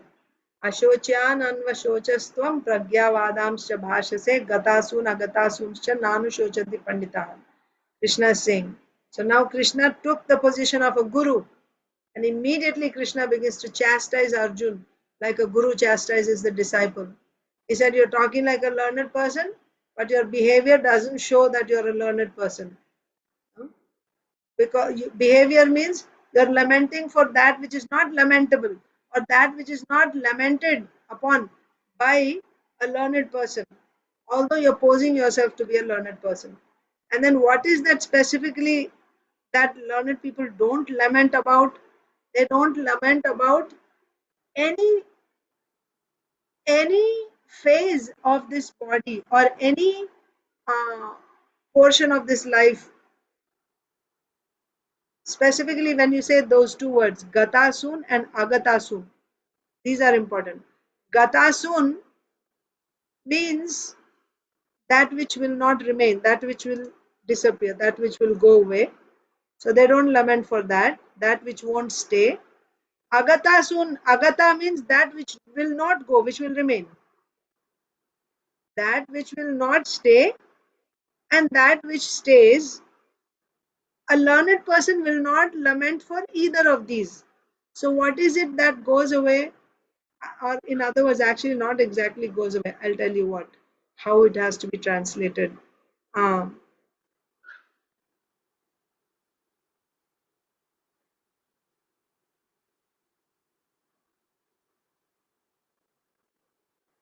One second. I'll give you the proper exact. Will not exist. Uh, Maybe. One second. So this is 212.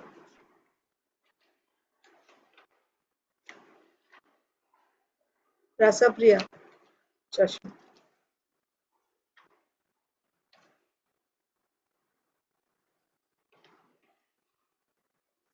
Thank you.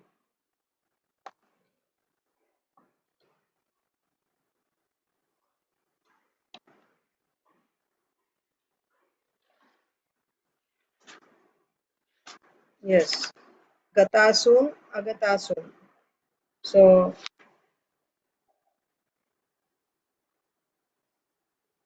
gatasun means that from which prana goes away. Okay? That, or it is that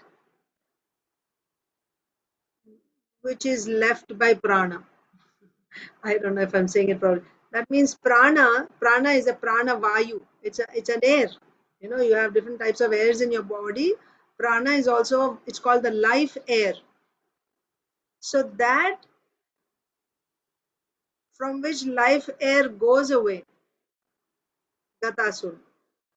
Agatasun means that from which life air does not go away. Okay? Literally, this is what it means. Gatasun, gata means leaving and going away. What is that? Prana. That from which the life air goes away. What is that? Life air leaves what? Tell me. What does the life air leave and go away? The bodies. Yeah, the gross body. Gross body. This body is made up of, you have 10 types of airs in this body, right? And the body has muscle and bones and so many things. This is the body. And inside this body, there are these different airs moving. It is these airs which are causing different movement of the muscles. Whatever movement is happening, it is caused by the airs. You know, in digestion also, the food is pushed down by certain type of airs. When we blink, it is caused by certain type of airs. Even this movement of my finger, it is made possible because of certain types of airs that are moving in the body. But the when we read about King Puranjana, that allegorical story, there also we read about that five-headed serpent, right? Prana. That is the prime life air. life air, that is the prime air, life air. When that leaves, when that serpent leaves the kingdom, means it's finished. It is the one protecting the kingdom, if you remember. So that is prana. As long as you have prana, air in your body, you are considered to be alive. Once the prana air leaves this body, then this body is considered dead. So prana leaves what? It leaves the gross body. Does the subtle body also have prana? Does it have airs? No. Mind is subtler than air, isn't it? You have earth, water, fire, air, ether. These are all considered to be gross. And then subtle is mind, intelligence, and false ego, chitta also. So prana leaves this gross body. Prana is the air that leaves the gross body. Does prana leave your mind and intelligence ego? No. So what should you understand? Huh? You Subtle understand? body, but subtle body is burnt No. to get the spiritual, go back to spiritual body. Yeah, but who's going back to spiritual world? So everyone is dying in the world, in this world. Is everyone who is dying going back to the spiritual world? No, no, So what's not. happening to them after they die? They get another body. Who gets? Those souls. So soul is alone No, along with the Paramatma. and Paramatma also goes to the new body because he is an observer. Paramatma is everywhere. He doesn't have to go from one body to another body. He's there. He's there inside, outside, he's there everywhere. He doesn't have to you know, travel from one body to another body. But that's not the point. It's not about Paramatma. We're talking about Atma. So when we call it death. Okay. So when a person dies, who goes to another body? It is just the soul. No, and the subtle body also. Subtle body is also there. You're saying the subtle body is burnt. No, no. For those people who are going back to Godhead. So but here we are talking about everyone in general, everybody, not just those who are going back to Godhead. Yes. For them, yes. I'm saying to go back to spiritual head, Godhead, back to Godhead, the subtle body also has to be burned. Of course. But here that's not the context. About going back to spiritual world is not the context. Here the context is Arjun is lamenting. Arjun is lamenting for the death of his grandfather and his guru. They may or may not go to Godhead, we don't know. But I mean, from Arjun's perspective, he's crying for his grandfather and his guru.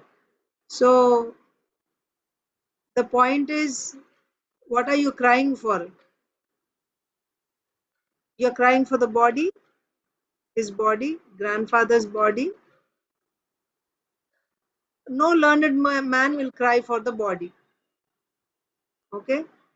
Then if you say, I'm crying for his subtle body, why are you crying for subtle body? Subtle body is not dying. When a person dies, he's just shedding his gross body. The subtle body is still there. So what are you crying for? If you're crying for the gross body, even if I didn't kill, still he will die. Besides, he's an old man, he can die anytime. Death is inevitable for everyone. Death means the gross body. Can anyone save the gross body? It will stay forever. No, gross body has to go. So, point here is a learned person will not lament for the gross body. When a person dies, he knows this body is supposed to die at any time. Die means the soul has to leave this body. It's not going to stay. Okay, then I'm not crying for the body. I'm crying for the subtle body. A learned person won't even cry for the subtle body. So this gatasun, agatasun, I'm explaining gatasun and agatasun. Gatasun means that which the prana leaves. Prana leaves what? It leaves the gross body. And where does it go after it leaves the gross body? Where does air go? Your body, inside your body, there is air. After you die, where will the air go? It will go and mix with the bigger air. That's all. Isn't it? There's water in your body. After, and there is earth in your body, all the flesh and everything. It's also earth. What happens after you die? It goes and mixes with the earth portion of the universal earth. And it mixes, water portion mixes with water. Air portion mixes with air. So prana is also air. When it leaves your body, so the important point is prana leaves what? Does it leave your gross body or does it leave your subtle body? It leaves the gross body. And then it goes and mixes. So one who is learned, he won't cry for that which the prana leaves, nor for that which the prana does not leave. Prana doesn't go out of the subtle body. Prana goes out of the gross body.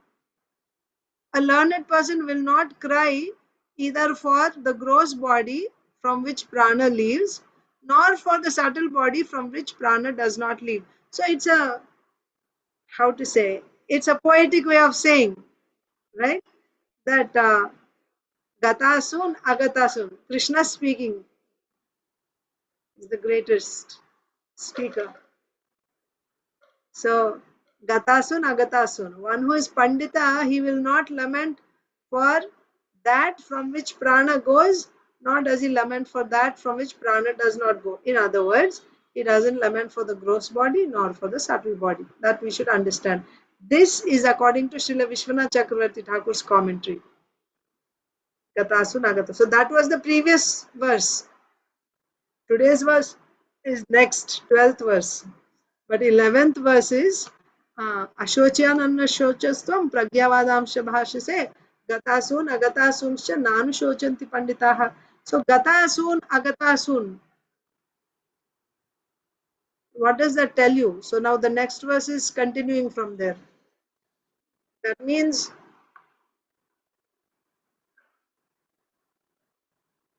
the body, gross body is going to, you're going to shed the gross body. But you will continue on. This is the theme here. Gross body is left. So who are you attached to? First of all, you know who is your grandfather. Do you know? You know his picture. You know his body. You have just seen his body.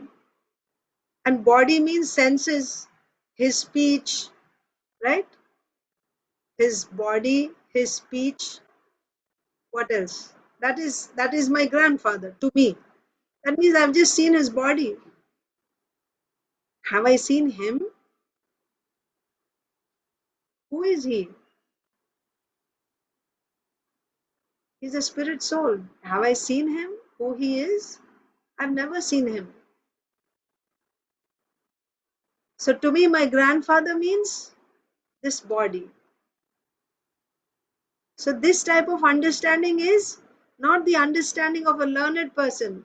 This is the understanding of a layman. This is the understanding of an ignorant person who cannot see beyond the body. So therefore, what he was thinking is his grandfather. Now he's not talking anymore. But if you think all these days you were thinking this body is my grandfather, so after death also the body is lying in front of you. If the body is your grandfather, you still have him in front of you. Why you are crying? You're crying for that person whom you never saw. Isn't it? You never saw him. All your life, you never saw him. You never understood him.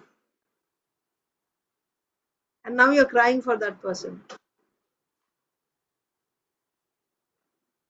So this is,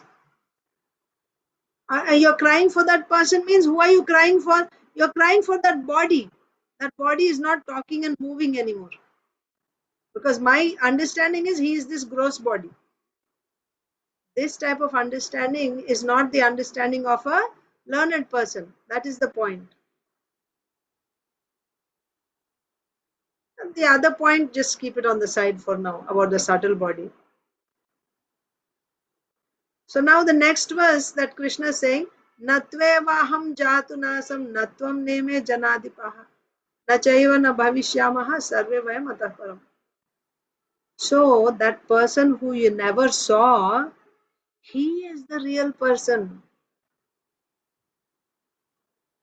And he has no death. Now you can celebrate. He will never die.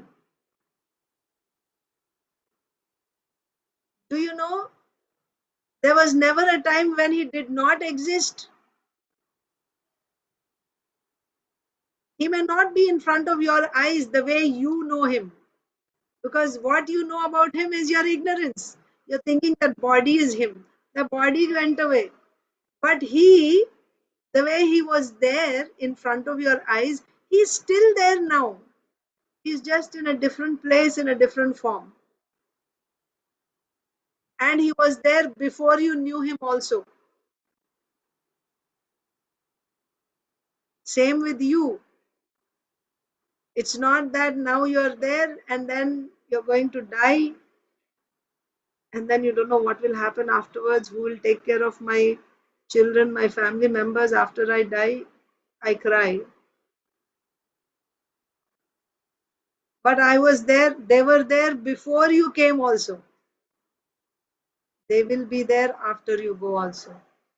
And you also, where are you going? You will also be there, just in some other form. Everyone is there at all times. But the interesting point is Krishna is saying, I am also there. Krishna could have simply said, you and all of us are there, right? You and everyone else is there. But Krishna is pointing himself also. That has to be noted. He's saying, never was there a time when I did not exist, nor you, nor all these kings. So Krishna is talking about himself also. I was also there in the past. I am there in. I means who? I, Krishna, Sham Sundar Krishna, the way I am standing in front of you. So this is a point for the Mayavadis. What do they say? Like the other day, yesterday, I think we were discussing, right? Aditi Lata Mataji, you were saying. They say that Krishna's form is Maya. Originally, he is impersonal. But now temporarily, he is accepting a body made of material goodness. Just like we are temporarily accepting bodies made of ignorance and passion, that is Brahman who accepted a body. No, this statement refutes that. Krishna says I means himself, and for him there is no difference between his body and himself. That means when he says I, it means Krishna as he's standing in front of Arjun. I was there before, I am there now, I will be there in future. Eternally. There's no question of liberation at some point, this body being dissolved. No. So this verse is a proof against Mayavad philosophy. So now let's read Srila Prabhupada's purport. Very nice. Big purport though. Today is Sunday, so I'm going to read. Natvevaham jatuna samnatvam neme janadhipaha. Natvevaham.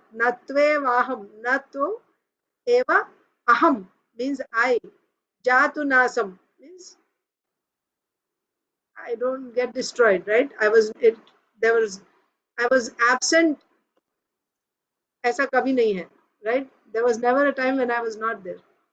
Not tvam, you also, nor janadipaha, all these kings, leaders of Janadipaha means all these kings. There was never a time when I didn't exist, you didn't exist, nor all these kings didn't exist. There was never a time in the past. Na cha eva na bhavishyamaha. Neither will, of course, now everyone is present, you are seeing, right? Arjun, that's why Arjun is crying. He is saying, now everyone is present. If I fight, they will all be gone. So present, everyone is there, is visible. There's no need to say that I am present now, you are present now, everyone. That is visible, that's obvious.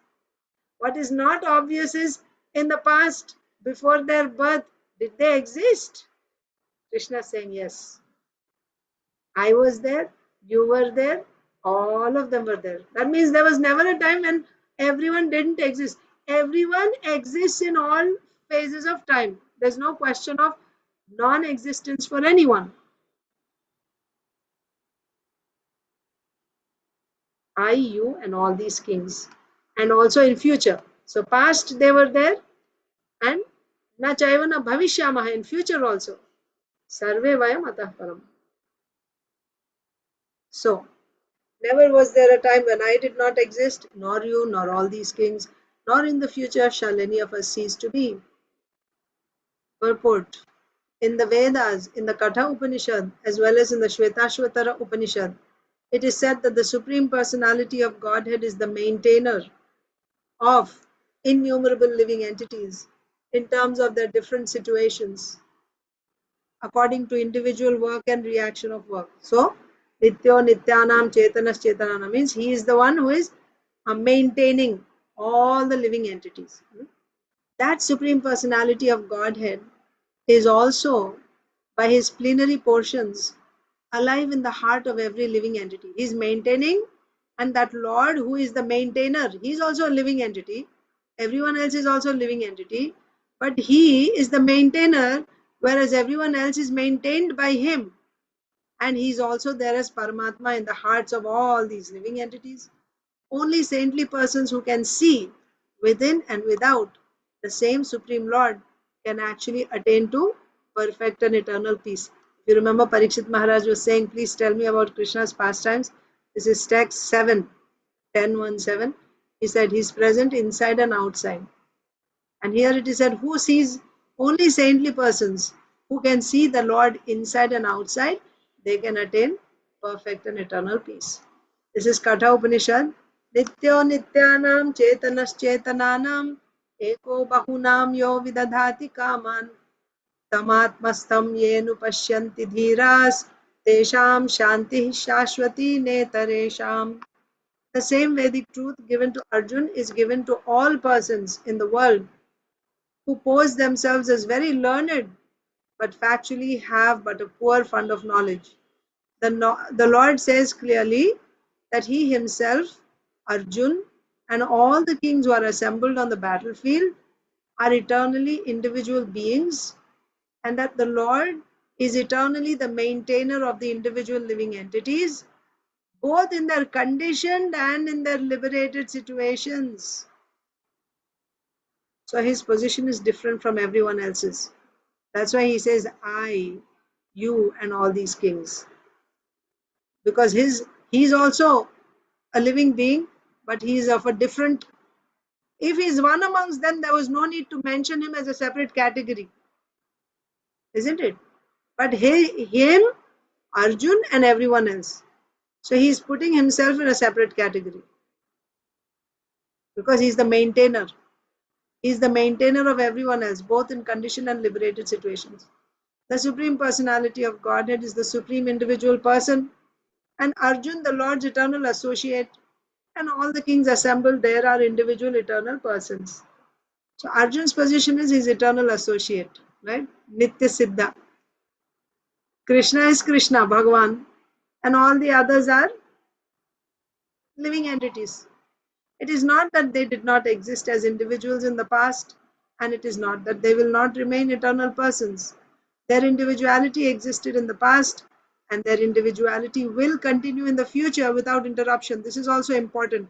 When Krishna says that you will continue, all of us will continue to be in the future, means there's no question of everyone merging together into one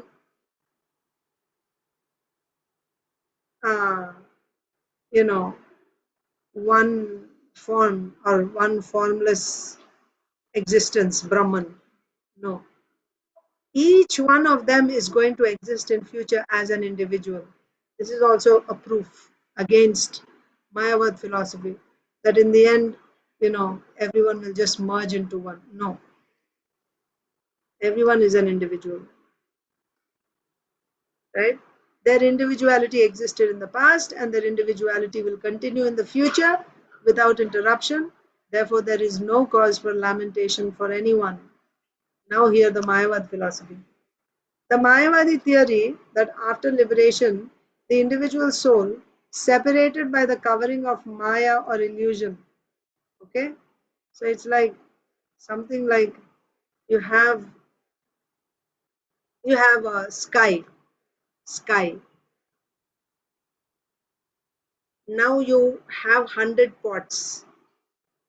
The wall of the pot is separating that universal sky into apparently individual skies. You have 10 pots, so you have 10 skies in these 10 pots. But actually, are they separate individual skies? No, there's only one sky. But temporarily, when you put these pots, the walls of the pots are separating this sky, and now you see this as this Akash is Ghata Akash. This Akash is inside this pot. This is pot Akash, and that is universal Akash. You separate like that. But in reality, it is all one. This is Mayavad philosophy. So Mayavad philosophy is, instead of that pot, now you put your body. Actually, everyone is that only there is Brahman, like sky. But temporarily covered by these Maya, bodies made of Maya, like that pot, that one Brahman appears to be so many different Brahmans.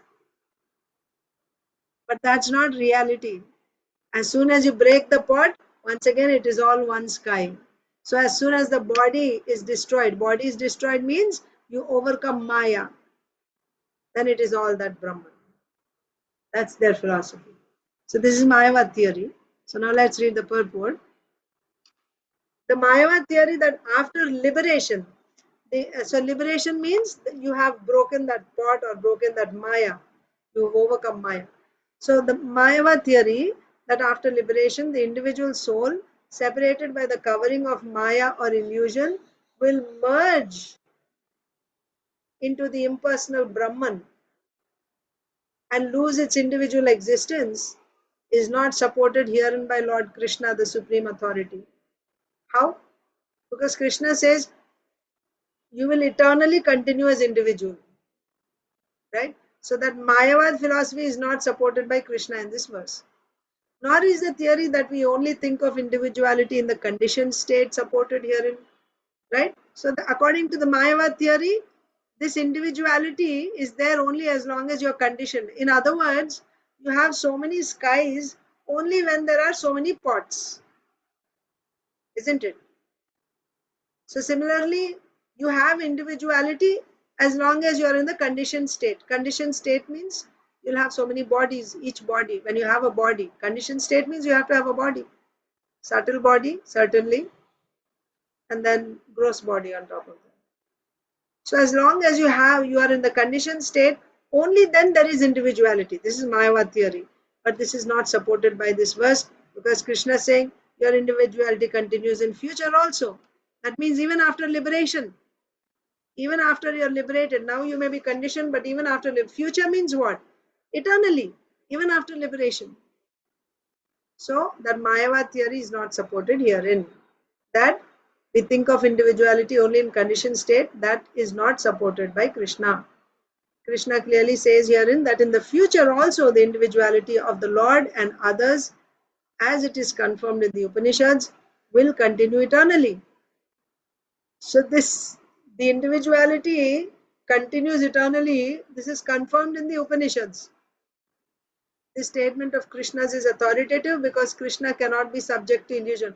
Now you may say, well, Krishna is saying this and someone else is saying something else.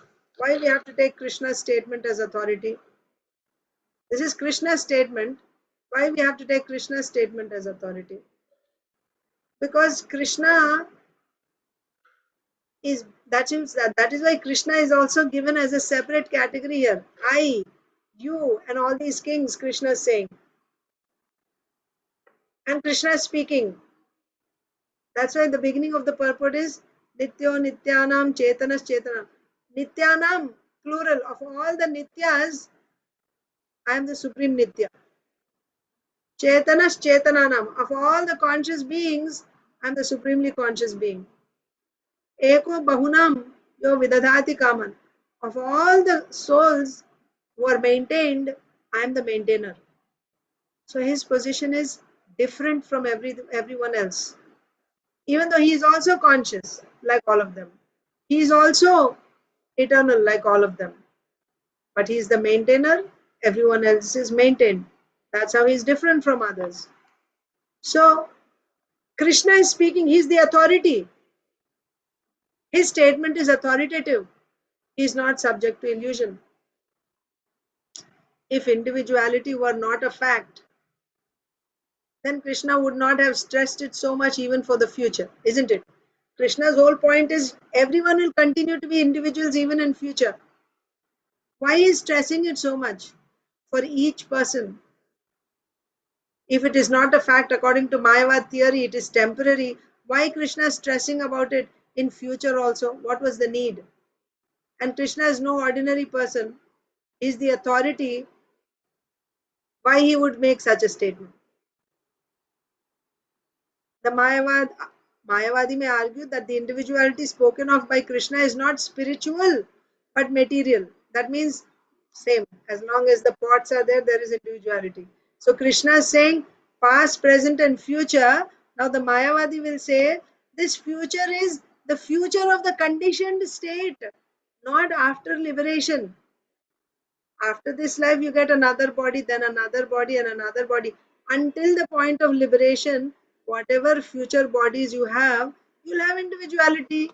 Like this, the Mayavadi may say. Even accepting the argument that the individuality is material, that means only as long as you have this body, individuality is material, then how can one distinguish Krishna's individuality? Okay, Mayavadi, you are saying that this individuality that Krishna is talking of is just for the conditioned state. But Krishna is saying, I, you, and all others. That means Krishna is talking about his individuality also in the conditioned state. How can Krishna be conditioned? So Mayavadi will say he is also conditioned. Actually, they'll say that.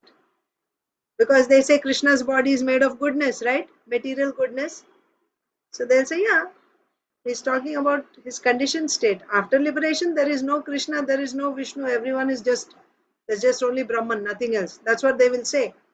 So Krishna is talking about individuality in the conditioned state. Whether it is for him, for everyone else. Still there is a catch. Who will tell me?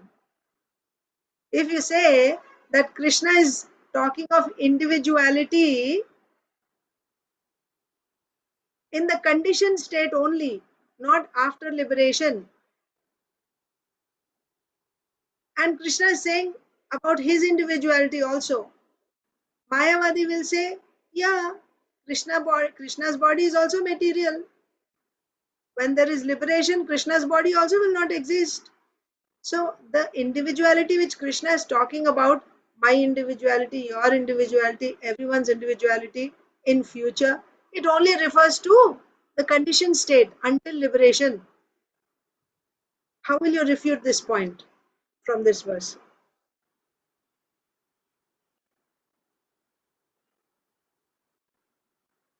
So there was this verse, no, by that, where he says that.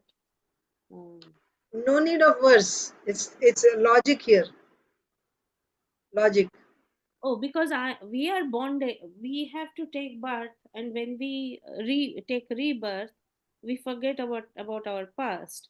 But because he is having the same body, he same spiritual body, he remembers everything. So we are forced to take birth, and he is always there in his body. Okay, you listen to the question again. Mayavadi is saying Krishna is talking about, in this verse, Krishna said that I was individual, you were individual, everyone else was individual in the past. Existed means what? I existed, you existed, they all existed means he's talking about individuality. Otherwise, he could have just said everyone was there. But he's specifically saying, I was there, you are there, he is there. That means each person's individuality was there in the past. Everyone was there. And he's saying in future also, everyone will exist. Means I, not everyone. I will exist, you will exist, he will exist, she will exist. Each person will exist in future also. This is Krishna's statement. Mayavadi will come in and say, when Krishna talks about future, he's not talking about after liberation. That future is still in the conditioned state, right? So after this body, again you'll get, if you're a conditioned soul, you'll get another body. In that body also you'll be individual, because you have a body means you have some identity, material identity. And after that also you'll get another body. But what Krishna is talking, Mayavadi's point, what Krishna is talking about is before liberation. After liberation, there is no individuality. There is no Krishna, there is no Arjun, there is no Drona, there is no Bhishma. There is only Brahman after individuality. Then why Krishna is saying like this? He is talking about the conditioned state. This is Mayavadi's statement. You refute it now.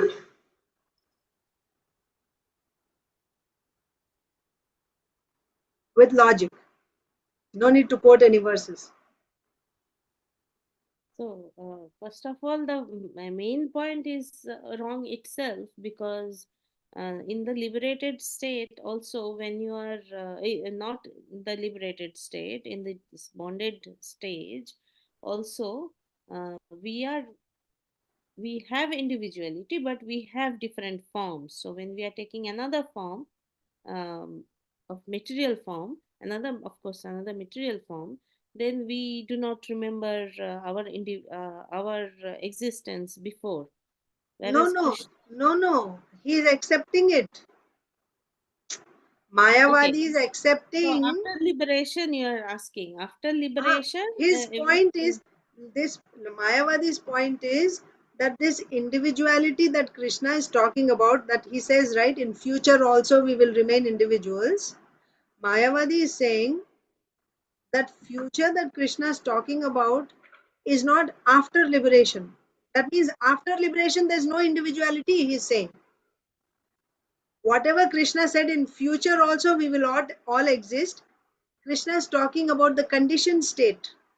After this body, then another body, another body. As long as you're conditioned, yes, there will be individuality. You understood the point? yes. So how you'll refute this Mayavadi's point? So then you may say, no, but Krishna is, his individuality, he's the Supreme Lord.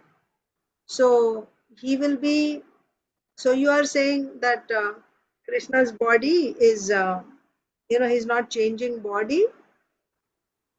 That you are saying. Mayavadi says, no, Krishna's body is also material. That's the point. Their philosophy is Krishna's body is also material. So when Krishna says, I am also individual in future, he's talking about his conditioned state. Because when he is liberated also, like you are liberated, I am liberated, when he is liberated also, there is no more Krishna, there is just Brahman. This is Mayavadi philosophy. So from this verse, when Krishna says we all exist in future, Mayavadi's point is, in future we will all exist. That future is only conditioned state. After liberation, there is no individuality. How will you refute this? So idiot, this people. Well, the answer is there in Prabhupada's purport if you just scrutinizingly see it. Mataji, is it Krishna talking about the soul, which is eternal? So, which cannot be. From Krishna's point of view, yes. Now we are seeing from Mayavadi's point of view. So what you are saying is, yes, the fact what Krishna is saying is, even after you are liberated, we will continue as individuals because we are individual spirit souls. Yes, that's right. But here the point is the Mayavadi's argument, how you're going to refute that. That's the point. So they are saying about Ghatakash Patakash theory. Yes. So to refute that, Prabhupada always explained that no, it's not that everything merges together. Every individual soul is different, but I'm trying to think what is the logic he gave. I'm Ah, forgetting what he yes. said. It's not a complicated one. It's actually simple one-line logic. Just have to catch that. What's the logic? Please explain. Okay. Anyone else would like to try? Arunita wants to try. She's saying. Yes. Go ahead. So the way I think you should refute them is like because everybody is a spirit soul, and that if you go into the Brahman, you need to have you need to be able to move and have No. Brahman has no variety. So Brahman means no form, no sound, no variety. That's Brahman. Yeah. So it's like all. then they should try and sit in a room, just a white room with all their senses closed and see if they like it. Then they know if they like it. Right. Yeah. But you're right. Logic. Yeah. That's not the point what we are discussing. But I get your point. What you're saying. That yeah. Try it yourself and see if you will like it. Yeah. It's not easy. Krishna himself says it's not easy to do that. Meditating on Brahman is not easy. It's a very difficult path. And still there is no certainty of getting the result. But that's a side point. Let's keep that aside. We are running out of time. So maybe I'll just tell. It is simple. So if the Mayavadi is saying that Krishna is only talking of this individuality in the conditioned state. So your first point would be, but Krishna is not conditioned. He's the Supreme Lord. How Krishna can talk of because he's saying I also, right? So Krishna is talking about his individuality also.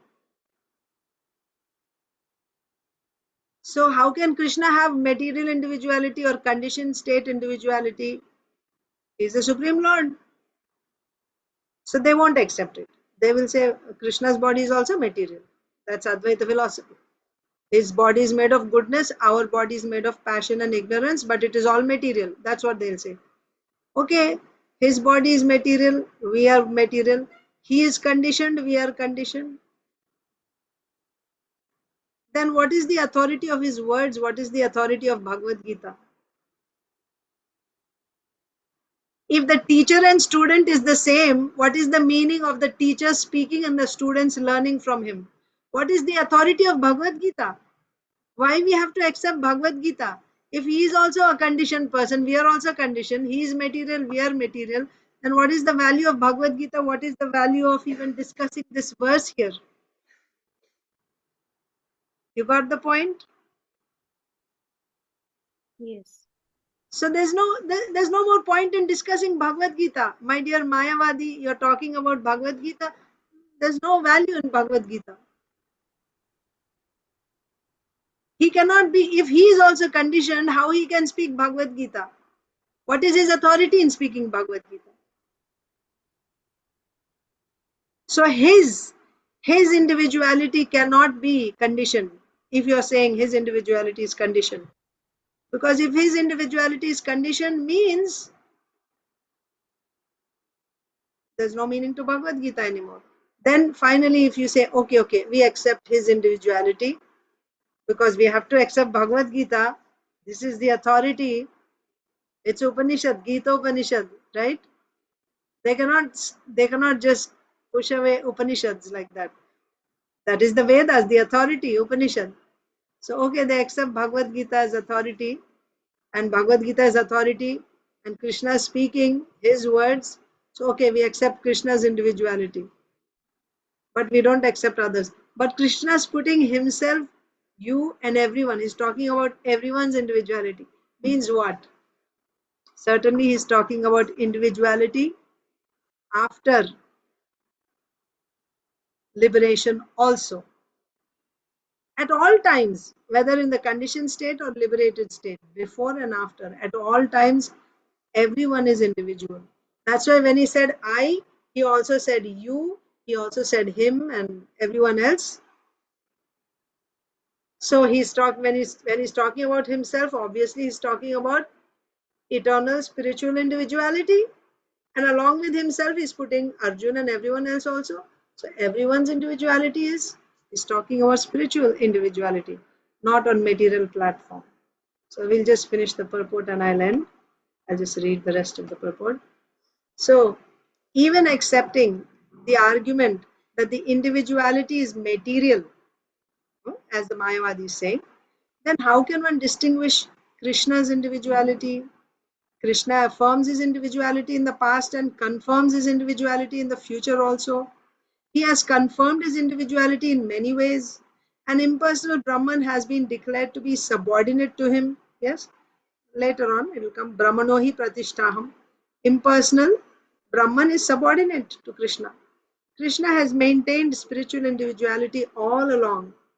If he is accepted as an ordinary conditioned soul, this is the point, in individual consciousness, then his Bhagavad Gita has no value as authoritative scripture. You cannot accept Bhagavad Gita as an authority. It loses its potency as an authoritative scripture. A common man with all the four defects of human frailty is unable to teach that which is worth hearing. The Gita is above such literature. No mundane book compares with the Bhagavad Gita. When one accepts Krishna as an ordinary man, the Gita loses its importance. It loses all importance.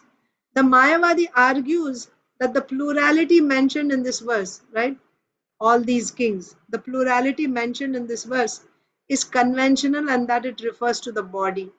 But previous to this verse, such a bodily conception is already condemned. When you say conditioned state, means you're talking about the body.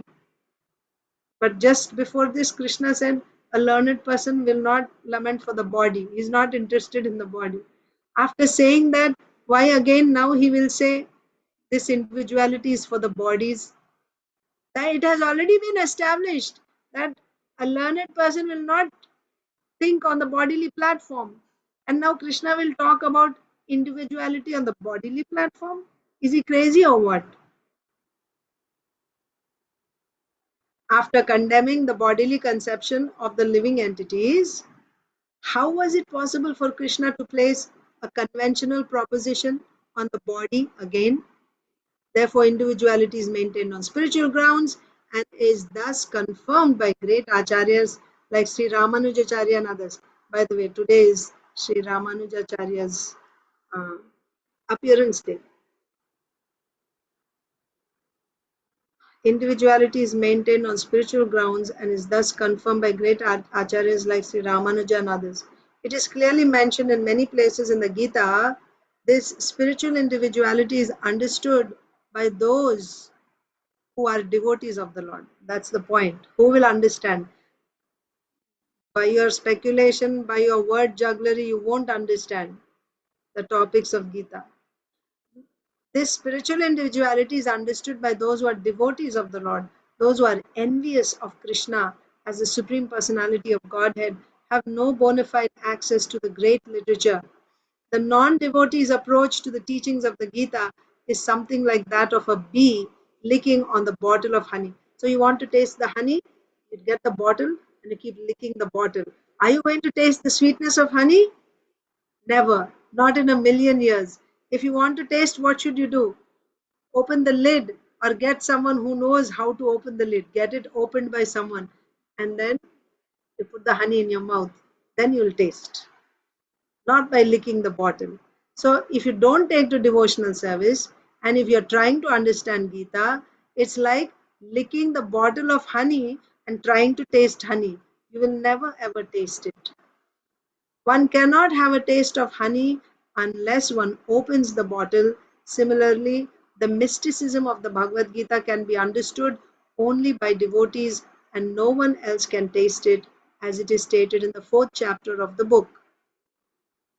Nor can the Gita be touched by persons who envy the very existence of the Lord. Therefore, the Mayavadi explanation of the Gita is a most misleading presentation of the whole truth. Lord Chaitanya has forbidden us to read commentations made by the Mayavadis and warns that one who takes to such an understanding of the Mayavadi philosophy loses all power to understand the real mystery of the Gita. If individuality refers to the empirical universe means this material universe, then there is no need of teaching by the Lord, right? The plurality of the individual soul plurality of the individual soul and the Lord is an eternal fact. Plurality means what? Individuals, isn't it? We are all, we are not one mass. We are plural. We are many. Many means what? Each person has an individuality. That's why we are many. So the plurality of the individual soul and the Lord is an eternal fact, and it is confirmed by the Vedas as above mentioned. It's a very powerful purport, shloka and purport. Just read it again and again, and it is it's a very important verse in preaching also.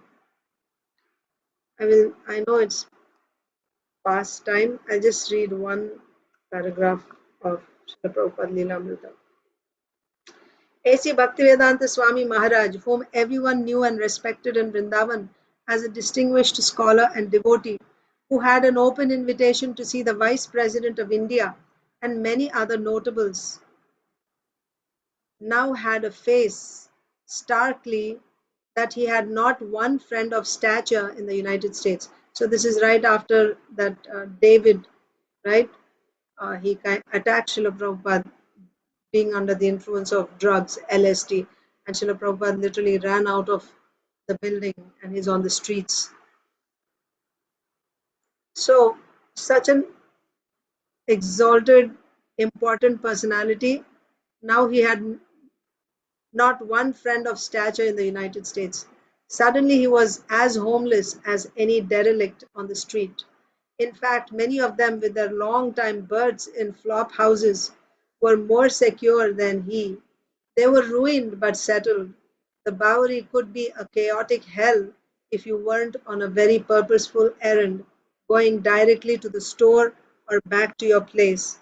It was no place to stand wondering, where will you live, or is there a friend you can turn to?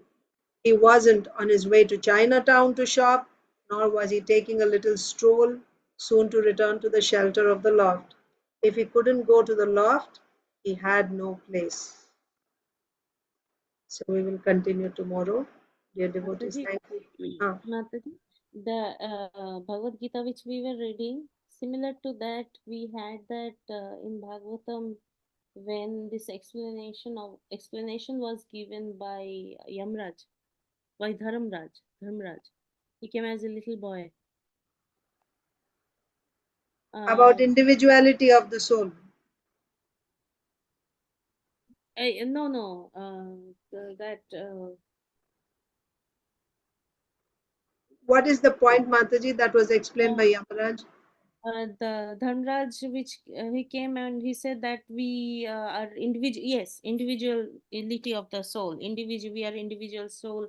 The body. What are you? Suyagya, King Suyagya and his wives were crying. So this is the story told by Hiranyakashipu to the wife of Hiranyaksha and to his mother when Hiranyaksha died. So he tells the story of one king, Suyagya, and when he died, all his wives were crying. They wouldn't let go of the dead body of their husband. It was time for final rites, but they wouldn't let go. So then Yamaraj, in the form of a small boy, comes there and instructs the wives, saying that why are you crying for this king? Actually he has already left. This is just this body.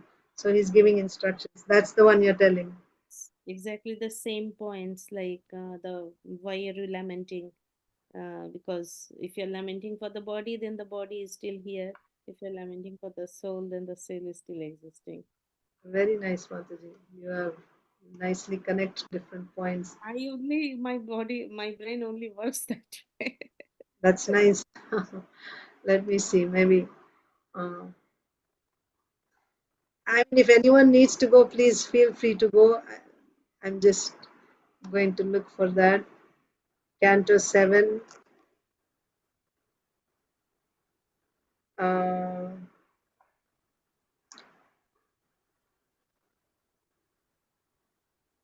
Okay.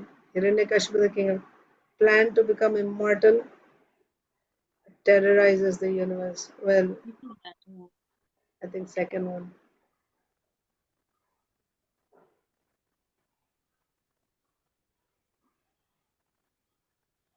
My dear mother. So Hiranyakashipu said, my dear mother, sister, and nephews. Okay. Example is given from an old history between Yamaraj and the friends of a dead person. Please hear attentively. So the state is Ushinara, the king is Suyagya.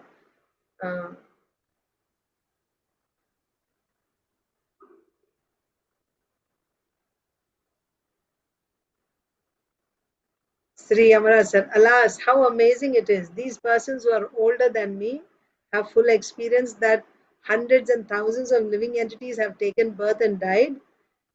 Thus, they should understand that they also are apt to die, yet still they are bewildered. The conditioned soul comes from an unknown place and returns after death to that same unknown place. There is no exception to this rule, which is conducted by material nature.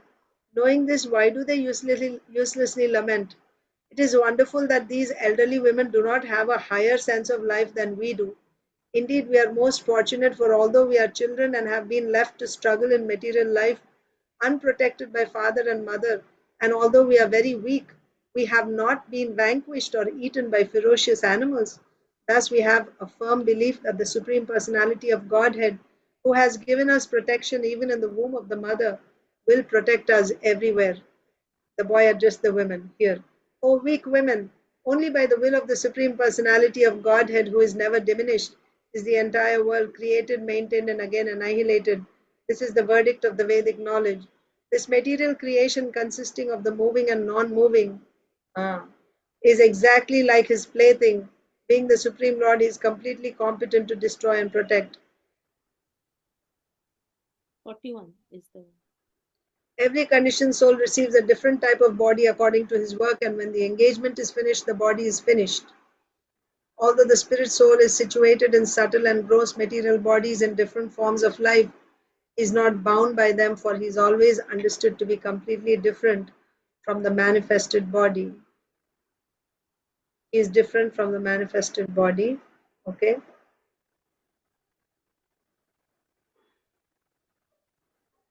Yamraj continue. O lamenters, you are all fools. The person named Suyagya for whom you lament is still lying before you and has not gone away. Then what is the cause for your lamentation? Previously he heard you and replied to you, but now, not finding him, you are lamenting. This is contradictory behavior, for you have never actually seen the person within the body who heard you and replied. There is no need for your lamentation, for the body you have always seen is lying here. In the body, the most important substance is the life air, prana, life air. But that also is neither the listener nor the speaker. Beyond even the life air, the soul also can do nothing, for the super soul is actually the director in cooperation with the individual soul. As long as the spirit soul is covered by the subtle body consisting of mind, intelligence, and false ego, he is bound to the results of his fruitive activities. Because of this covering, the spirit soul is connected with the material energy and must accordingly suffer. It is fruitless to see and talk of the material modes of nature and the resultant so-called happiness and distress. Those who have full knowledge of self-realization, who know very well that the spirit soul is eternal, whereas the body is perishable, are not overwhelmed by lamentation. Yes, this is like Ashocyan Anvashochastam, that one. But persons who lack knowledge of self-realization certainly lament. Therefore, it is difficult to educate a person in illusion. Yes. And then he also gives another story of the hunter. Yeah. Yes, he is such a foolish person, the most foolish person in the whole Bhagavatam, I feel. Because Who? he gives Hiranyakashipu, Acha, acha. he He gives speak. he gives all this actual fact, and then he goes and tries to take revenge. He knows that Supreme Personality is the Godhead, and That he is is why, Mataji, by knowledge, you can know all the scriptures. You can know everything, all the Veda scriptures. But still, if you are not a devotee, you'll miss the point. You, the purpose of the Vedas is Vedaischa Sarvair Ahameva Vedyaha. I'm supposed to be known. The purpose of knowing all the Vedas is they'll know all the Vedas, but they'll miss the point that the purpose of the Vedas is to understand the Supreme Lord and worship Him, and they become envious of the Supreme Lord. They're great scholars, same with Ravana, all of them, but they miss the point. This is Asura. Let us stop here. Thank yes, you. ma'am. Thank you so much. Hare Thank Krishna. Hare Krishna, Hare Krishna. Thank you so much, dear devotees. Let's meet tomorrow. All of you have a wonderful day in Krishna consciousness. Hare Krishna. Today is New Year for you, Mataji? Yeah, Bengali New Year. No, for you. For sure. Bengalis, yes. For you, you're Tamil, right? No, no. I mean, I am Hare Krishna. You are Hare For us, Krishna. New Year is Gaur Purnima. But No. yeah, the Telugu New Year happened a few days ago already. Ugadi, Oh, it was over. A few okay. days ago, like 3, 4 days ago. And then, yeah, today is Bengali New Year. But it all comes around the same time. Yeah, Yes, yes. Vaishak. Yes, Mataji. Thank you so much, Mataji. Hare Krishna. Hare Krishna.